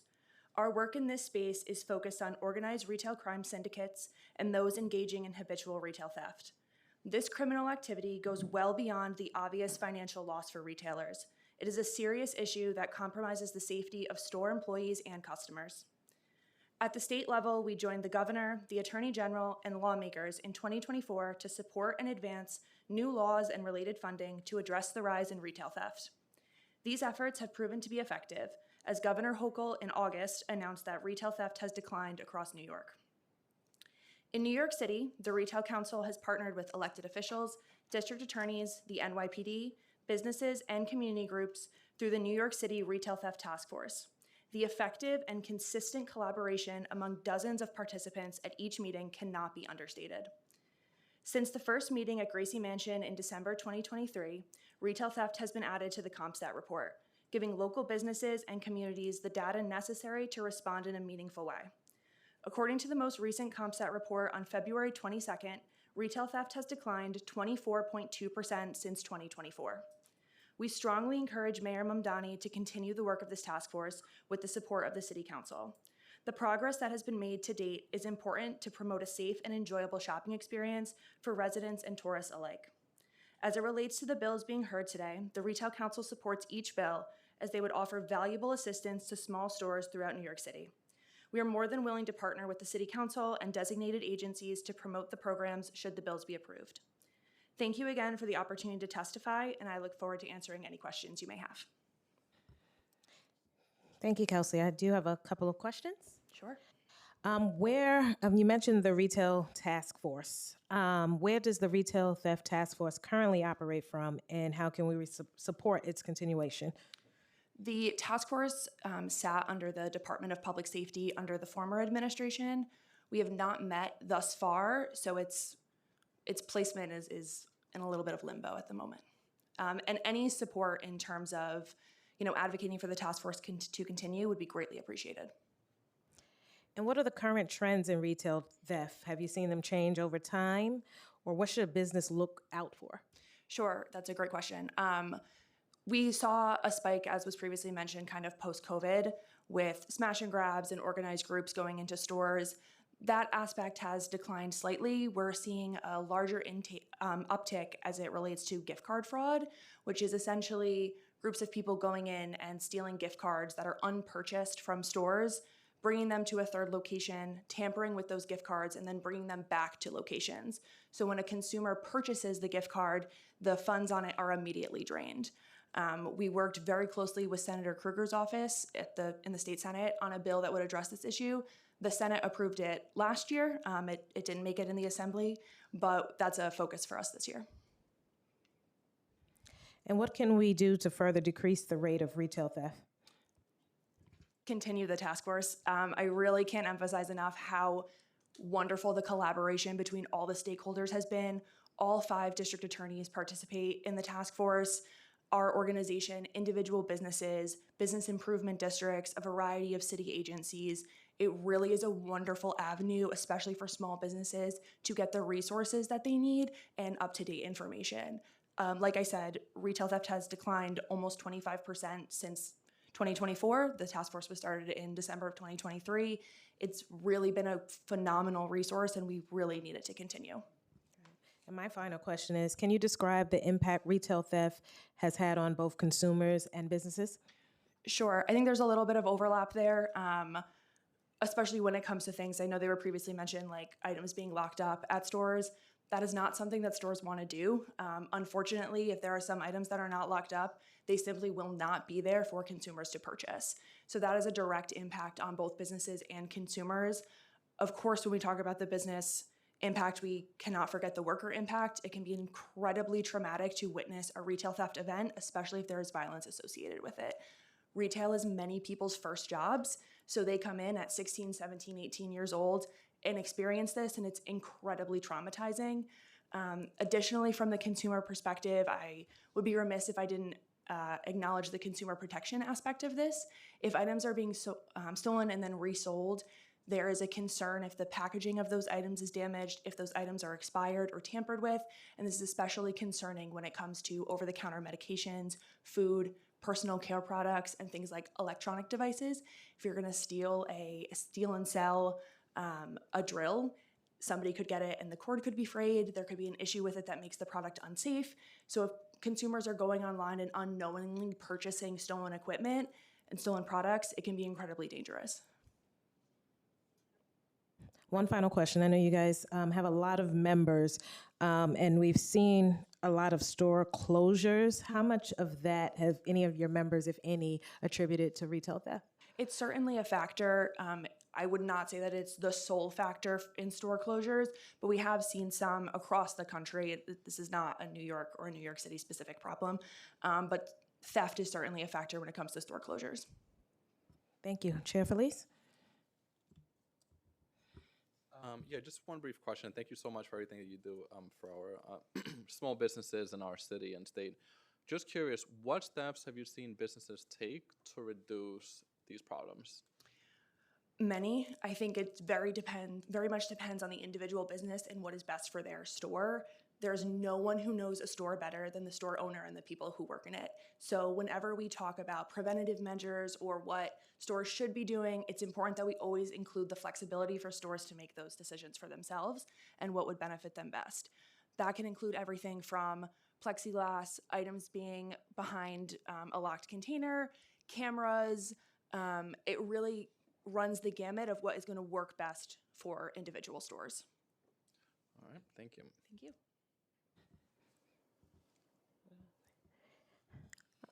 Any other questions? Okay. Thank you. Okay. Mr. Garcia?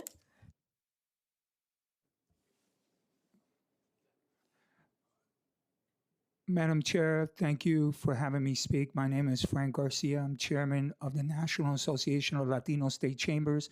I'm also the outgoing chairman of the New York State Chamber of Commerce, and just became this week the first president of the Multicultural Business Coalition, representing 80% of the minority chambers, the Korean, the Asian. The National Supermarket is part of us, the Latino Restaurant, Francisco from the Bodega Association. I know Mr. Chair Feliz knows us very well with the issue of Jose Alba. He was there and helped us with the issue when we dealt with the issue of one of our bodegas almost losing his life and going to jail for defending himself. So this is an issue that's really affecting our members. It hurts me to hear some of the comments from the NYPD about the panic buttons. You can't call the NYPD when someone's robbing you.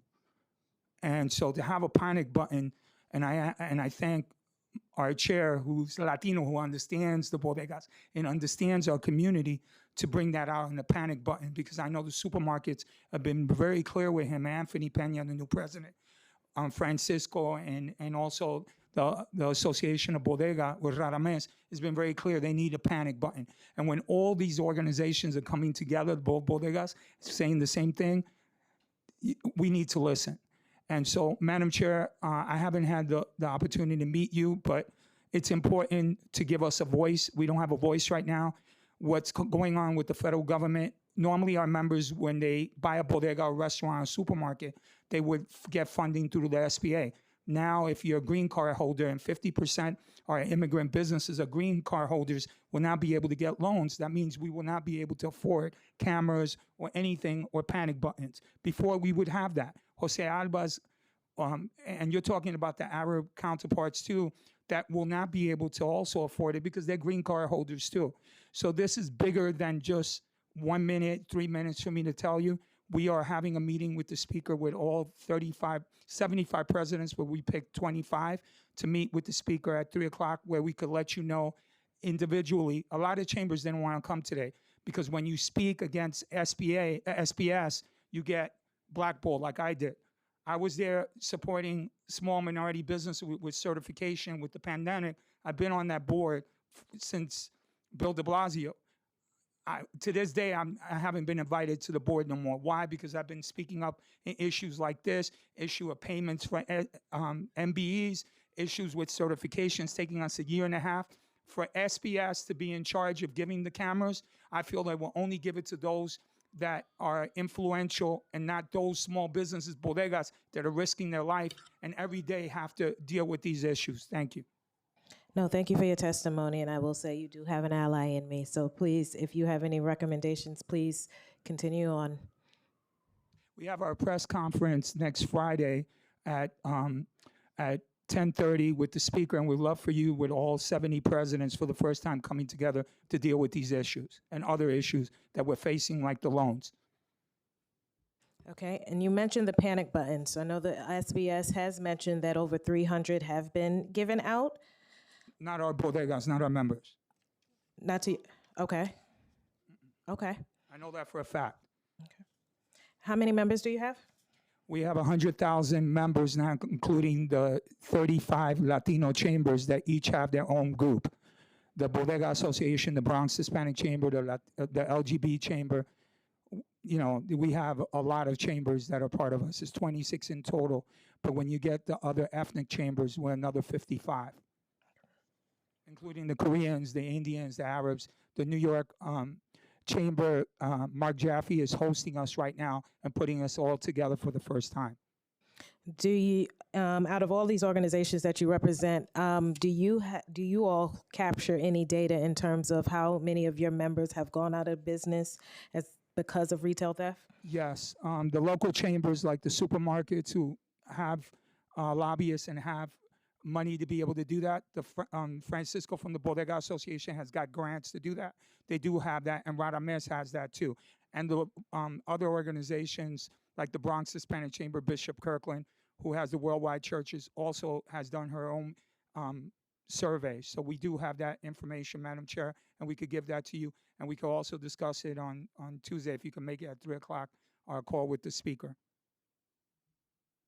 For clarity, I have two different times. I have a 3 o'clock and a 10:30. 3 o'clock is the meeting with the speaker, and the press conference is next Friday, 10:30 in the morning. We have a private meeting with the speaker, and Megalina mentioned that she was going to invite you and Chairman Feliz also to be part of that, and the other Latino council people to be part of that, because we're going to talk about issues that here we can't talk. Okay, so I look forward to those meetings. Chair Feliz? Yeah, quick question. Just wanted to get your take on it. So we've been having the conversation about panic buttons for years. Yeah, I know. And I know people have different ideas about what it means. For some people, it means notifying the local precinct about a certain situation happening in the at a specific bodega. And I know there was a recent program where it would basically notify the local or the nearby store owners. So what's your position on the panic buttons? How do you think it could be properly implemented? And what would be a good system that would work and would help resolve some of the safety issues? The panic buttons has to be in different languages, the information, and whoever they hired has to be sensitive. Our Korean counterparts and Chinese are getting equipment they don't know how to install because of language. And so we need to be sensitive to that, especially with the panic buttons, and working with all the ethnic chambers that deal with these communities. I think it's important to have an advisory board for the city council, like Robert Jackson had when he was head of the committee. That way we could not depend on SPS's advisory board and be able to explain these issues and give you those things directly us. And there's no middleman. There's no lobbyist. And we could tell you every 2 months. I know that Congresswoman Yvette, I was in her thing. We've spoken many a times when we only speak when there's issues like Jose Alba. I think we need to speak more to be able to have a voice, because I know with the speaker as a business owner and some of the council here are former business owners, you know the pain. Did I answer your question? Yes. Thank you. Thank you both. Next up, Laura Marath, the Legal Aid Society. Gina Mitchell. Alyssa, my apologies, from the Surveillance Technology Oversight. I can't see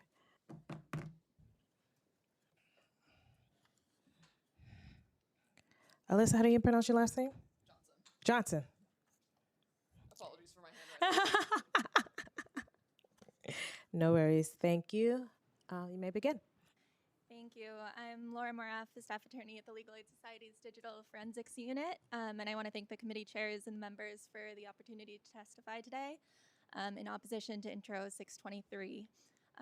This bill will lead to increased surveillance of New Yorkers going about their daily lives, and while I understand the importance of addressing retail theft, this bill is not tailored to that purpose. The bill will incentivize more and more businesses to set up cameras that constantly monitor everything not only going on in their stores, but also outside, on the sidewalk, on the street, anything within 15 feet outside their entrance as the bill is drafted. As you all know, this is a dense city. Surveilling everything that's happening within 15 feet outside a small business is going to capture everyday commutes, interactions on the sidewalk, a hug, a kiss. It's also going to encompass people going to a medical office, going to an Alcoholics Anonymous meeting, a protest on the street. That's incredibly intrusive, and extending that far outside a business is really not necessary to addressing retail theft. The more we allow this kind of pervasive surveillance in our city, the easier it is for anyone with that data, whether it's a corporation or the federal government that gets its hands on it, to learn everything about us. We don't want to create a trove of data that can be searched to find people who walked into a particular clinic, who went to a mosque, who were wearing a pride pin on the street, who an ICE agent might think looks like an immigrant. We as New Yorkers shouldn't be contributing to that trove by incentivizing more and more businesses to collect and retain surveillance footage of everyday activities. I also just want to mention I was troubled by the NYPD's inability to describe how the commissioner will determine which areas are considered to have high crime rates. We heard that a list of areas, but not the factors or the threshold that would go into making that decision. And the reference to high rates of crime is often used as a justification or pretext for discriminatory surveillance that's actually based on race or socioeconomic status or immigrant status. And just as one example, in the stop and frisk program, high crime rates was one of the most often cited reasons for illegal stops, and that was true in areas with lower crime rates. I also want to highlight the concern that while Intro 623 doesn't expressly mention facial recognition technology, it will inevitably lead to increased biometric surveillance unless the council acts. There's another hearing on Monday on those issues where I'm also planning to testify, but we would just urge the council at the Legal Aid Society to pass Intro 213, banning biometric surveillance in places of public accommodation, as well as Intro 428, banning biometric surveillance in residential buildings, and to introduce a bill to ban the use of these biometric recognition technologies by law enforcement. And just to briefly close on Intro 623, we need to not be defaulting to surveillance just because it's possible, and really listen to the needs of these businesses, the concerns about affordability, and other ways of addressing retail theft that's not going to impose these kinds of privacy intrusions on New Yorkers. Thank you. Thank you. Next. Good afternoon, chairs and committee members. My name is, Sorry, hold 1 minute. You can begin.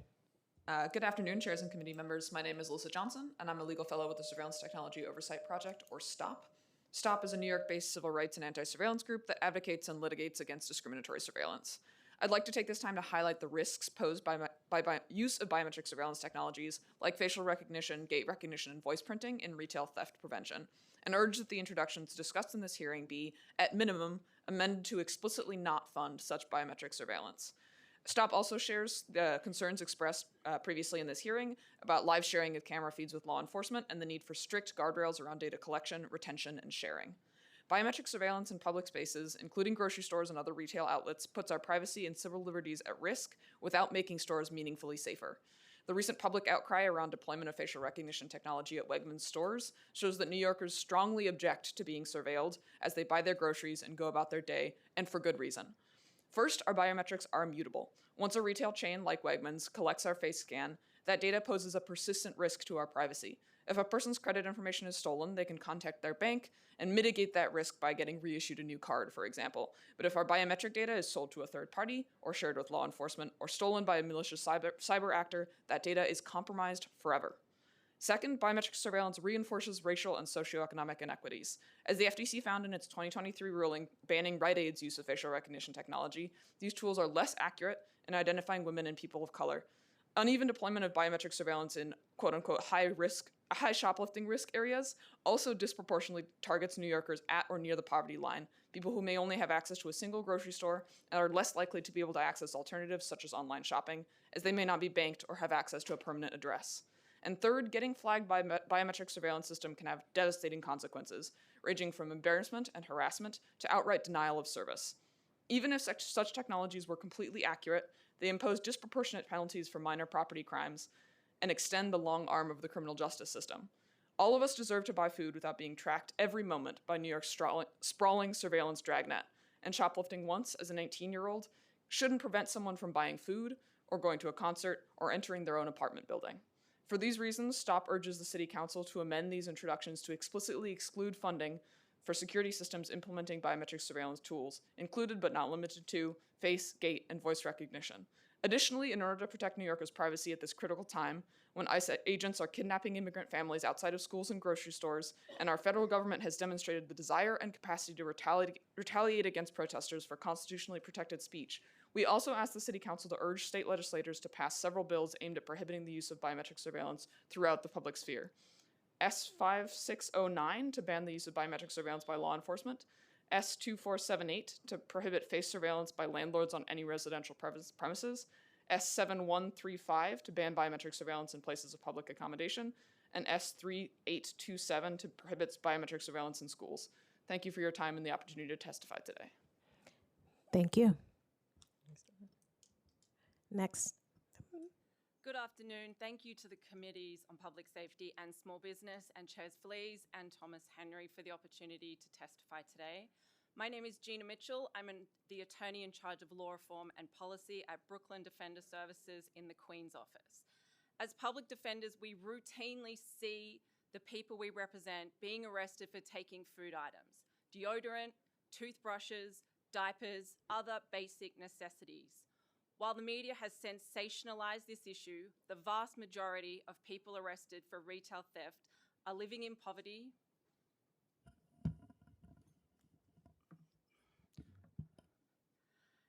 They are living in poverty and navigating complex issues, including serious mental illnesses, substance abuse problems, and chronic housing instability. These problems demand nuanced and holistic solutions. In Queens and Brooklyn, we routinely see the issuing of trespass notices to people because they've been arrested for shoplifting or petty larceny. This means, as we've heard today, that if a person just enters a location where they were previously arrested for retail theft, even if it's because they can't afford food, they may face felony charges. For example, we represent one person who is chronically unhoused, navigating a complex physical illness and serious mental health concerns. She was arrested for taking hygiene items from a store and given one of these trespass notices. A few months later, she was arrested again for taking basic necessities. While she urgently needs supportive housing and access to health care, she is now facing a prison sentence and the collateral consequences of criminal legal system involvement. We respectfully oppose Intro 553 and Intro 623, which would increase community surveillance and collaboration with the NYPD. These systems do not address the social issues and the affordability crisis in the city that leads to the vast majority of these cases. Instead, NYPD cameras means communities that are already heavily policed will have more data entered into NYPD's surveillance matrix, and I share the concerns of my colleagues on this panel. We recognize the need to support small businesses, and we urge the city to invest in services that meet the needs of people in our communities rather than expanding reliance on policing, surveillance, and criminalization to solve these issues. We are urging you to look to real solutions, such as streamlining access to benefits so people can get the support to meet their basic needs, increasing job training programs and employment opportunities, particularly for young people, and pass a resolution in support of the New York State Treatment Court Expansion Act, which will enable people to get access to critical mental health and substance use treatment. Thank you for the opportunity to testify, and I welcome any questions. Can you repeat that last recommendation in New York State? To pass a resolution in support of the New York State Treatment Court Expansion Act, which is a bill that will enable people to get access to critical mental health and substance use treatment. Thank you. You brought up a great point, and you gave some recommendations. That was going to be my question in terms of how to alleviate increased retail theft for those who are in need, most specifically, of everyone who has just testified. Are there any other recommendations that we can do as a council to help those individuals specifically? Your Honor, we'll certainly address that in more detail in our written testimony. We need programs that address the nuanced needs of our clients. There is a paucity and a lack of availability of suitable programs that are truly clinical, therapeutic, and community-based. Often, prosecutors are gatekeepers, and this can result in increased criminalization, increased trends towards enforcement, penalization, and higher jail sentences. We definitely need more access to programs that are truly tailored to helping our clients. And in your opinion, in the meantime, how do we also protect the business owners who are victims of the retail theft crimes? In my opinion, the majority of clients that I work with are experiencing a complex range of needs. And I truly think that we need to treat them as people. We've heard a lot of discussion today about numbers, and we really need to bring this back to the people who are involved. We are not going to police our way out of this. We're not going to surveil our way out of this. We need to actually address the problems that people and New Yorkers are facing in their lives.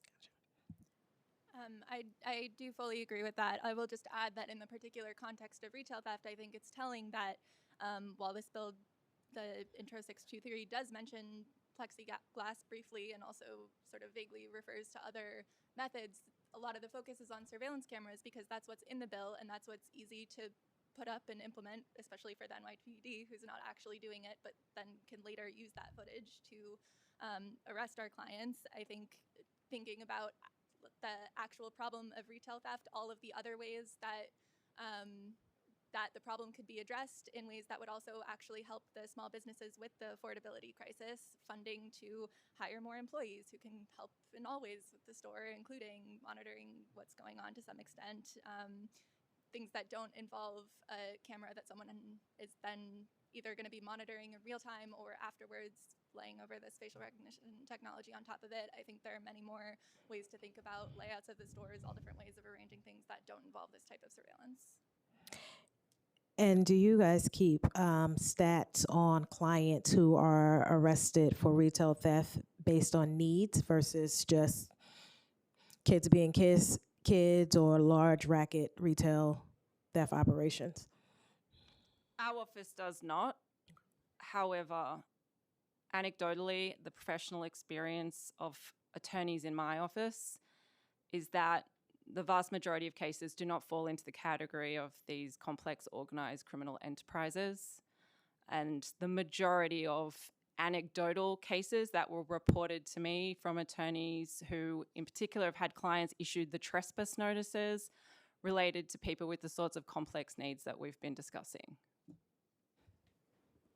I also do not have that information. I'll just mention that one of the other issues with Intro 623 is that it has that language of crimes associated with retail theft without really explaining what that means. We heard a list of crimes that are sort of most often linked to that, but I think it's another way that the discretion to implement this program is really broad in the bill and concerning, just given all the ways that it could be weaponized and placed into communities of color, low-income communities, immigrant communities. Thank you. Chair Felix, anything? No questions. Thank you, panel.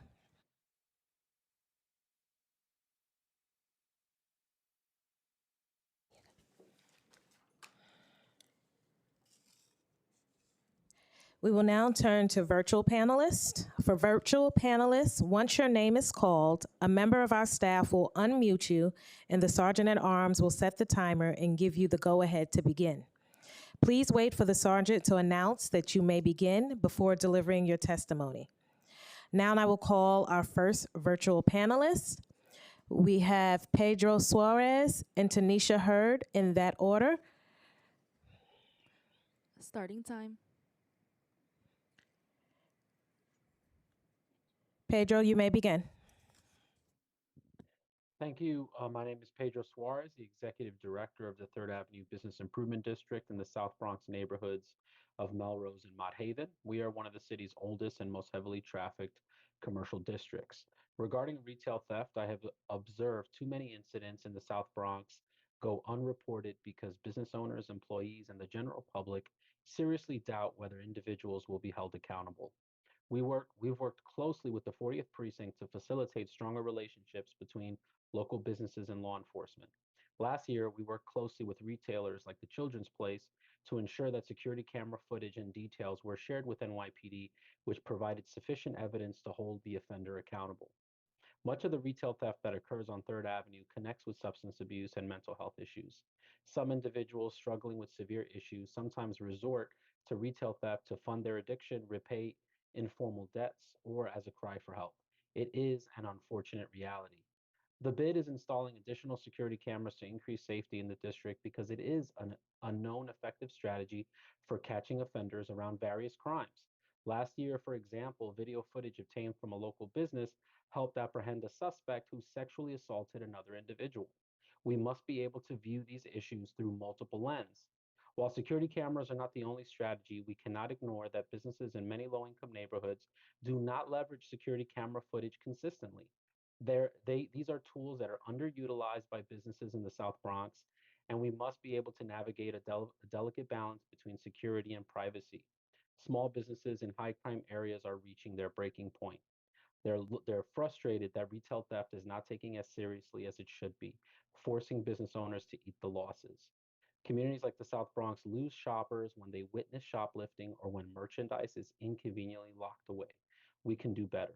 City officials seeking additional data should engage with industry associations like the National Retail Federation, which released a report last year on retail theft. In closing, while I agree that retail theft often stems from larger issues, that shouldn't prevent us from taking reasonable precautions.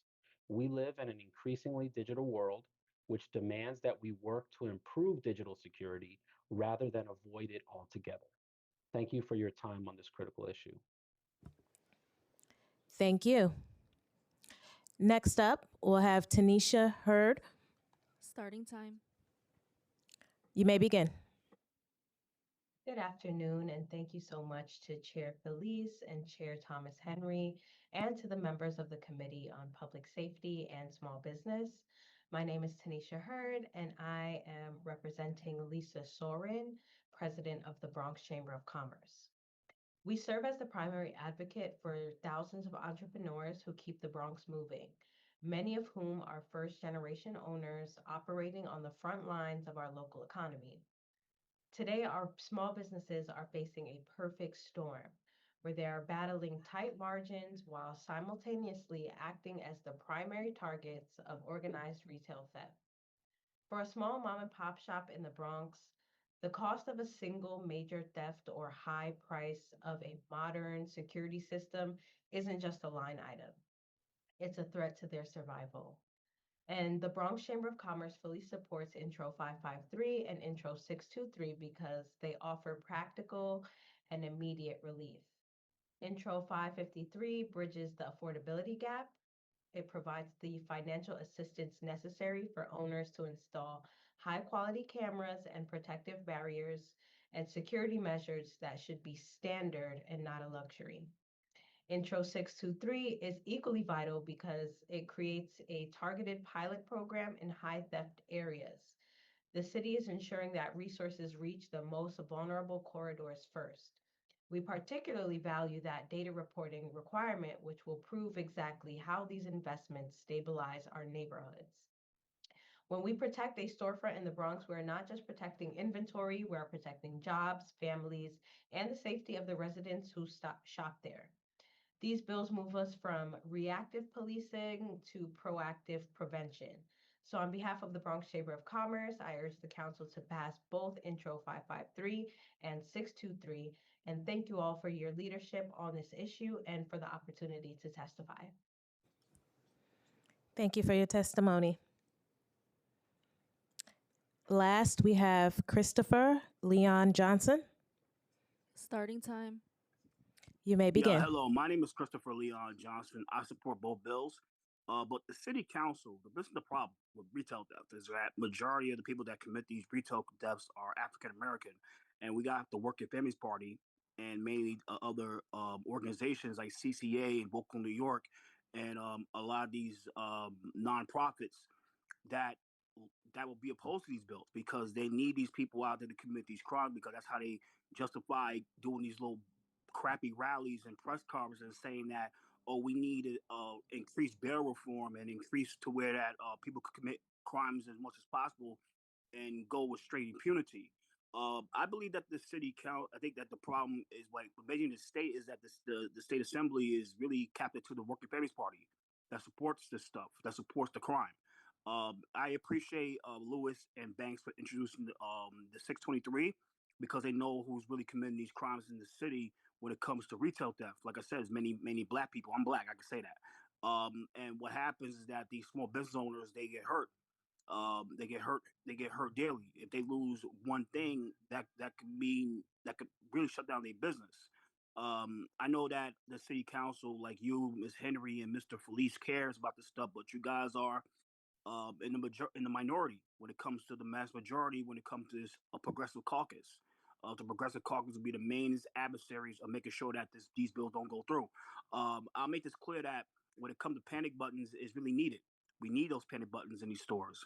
When it comes to cameras, we need these cameras in these especially these small stores. I think that the cameras should be prioritized to every small independent mom and pop grocery store and mom and pop retail business. But the prop, like I said, of course, the legal aid society, Brooklyn defenders, and all these stops are will be against it because if you get arrested for shoplifting, if there's no cameras, and everybody know about discovery, if there's no cameras with discovery, the case get dropped. So of course they're gonna be opposed to cameras because if they get a client, they know that the way that a case can get dropped is by having no cameras because they know that when it come these days when it come to eyewitnesses, they could be discredited easily. They on psychosis pills or they take a certain medication or they got a language barrier, they can easily be discredited. But like I said, I heard the testimony from the bodegas people, and I hope on Tuesday and Friday they call out the real reason this stuff is happening because of a certain demographic that is doing these retail crimes and the Working Families Party and the progressives and the socialists they're supporting this. And I'm gonna say this right now that our mayor Zoran Madani was infamously said that crime is a social construct. So of course he's going to be if this bill ever gets to the floor to the mayor's desk, he's going to veto it. You know, he wants this to keep on happening because it justifies the budgets of the NYPD. He's in hot water with Jessica Tisch, and he had to justify. He say, "Oh, this is not. We Your can't time afford has this." expired. Well, if they could afford giving $50 million to the Mr. Laristas, Johnson, thank you. he can give Your fifty time has million dollars expired. to these corrupt like not the Mr. Johnson, Mr. Johnson, yeah. your time has expired, but thank you for your testimony. We have now heard from everyone who has signed up to testify. If we inadvertently missed anyone who would like to testify in person, please visit the sergeant's table and complete a witness slip now. If we inadvertently missed anyone who would like to testify virtually, please use the raise hand function in Zoom and a member of our staff will call you in the order your hand is raised. I will now read the names of those who registered to testify but have not yet filled out a witness slip or appeared on Zoom. Kanisha Washington, are you with us? Jessica Walker? Okay. Seeing no one else, I would like to note again that written testimony, which will be reviewed in full by our committee staff, may be submitted to the record up to 72 hours after the close of this hearing by emailing it to testimony@council.nyc.gov. This hearing is hereby adjourned.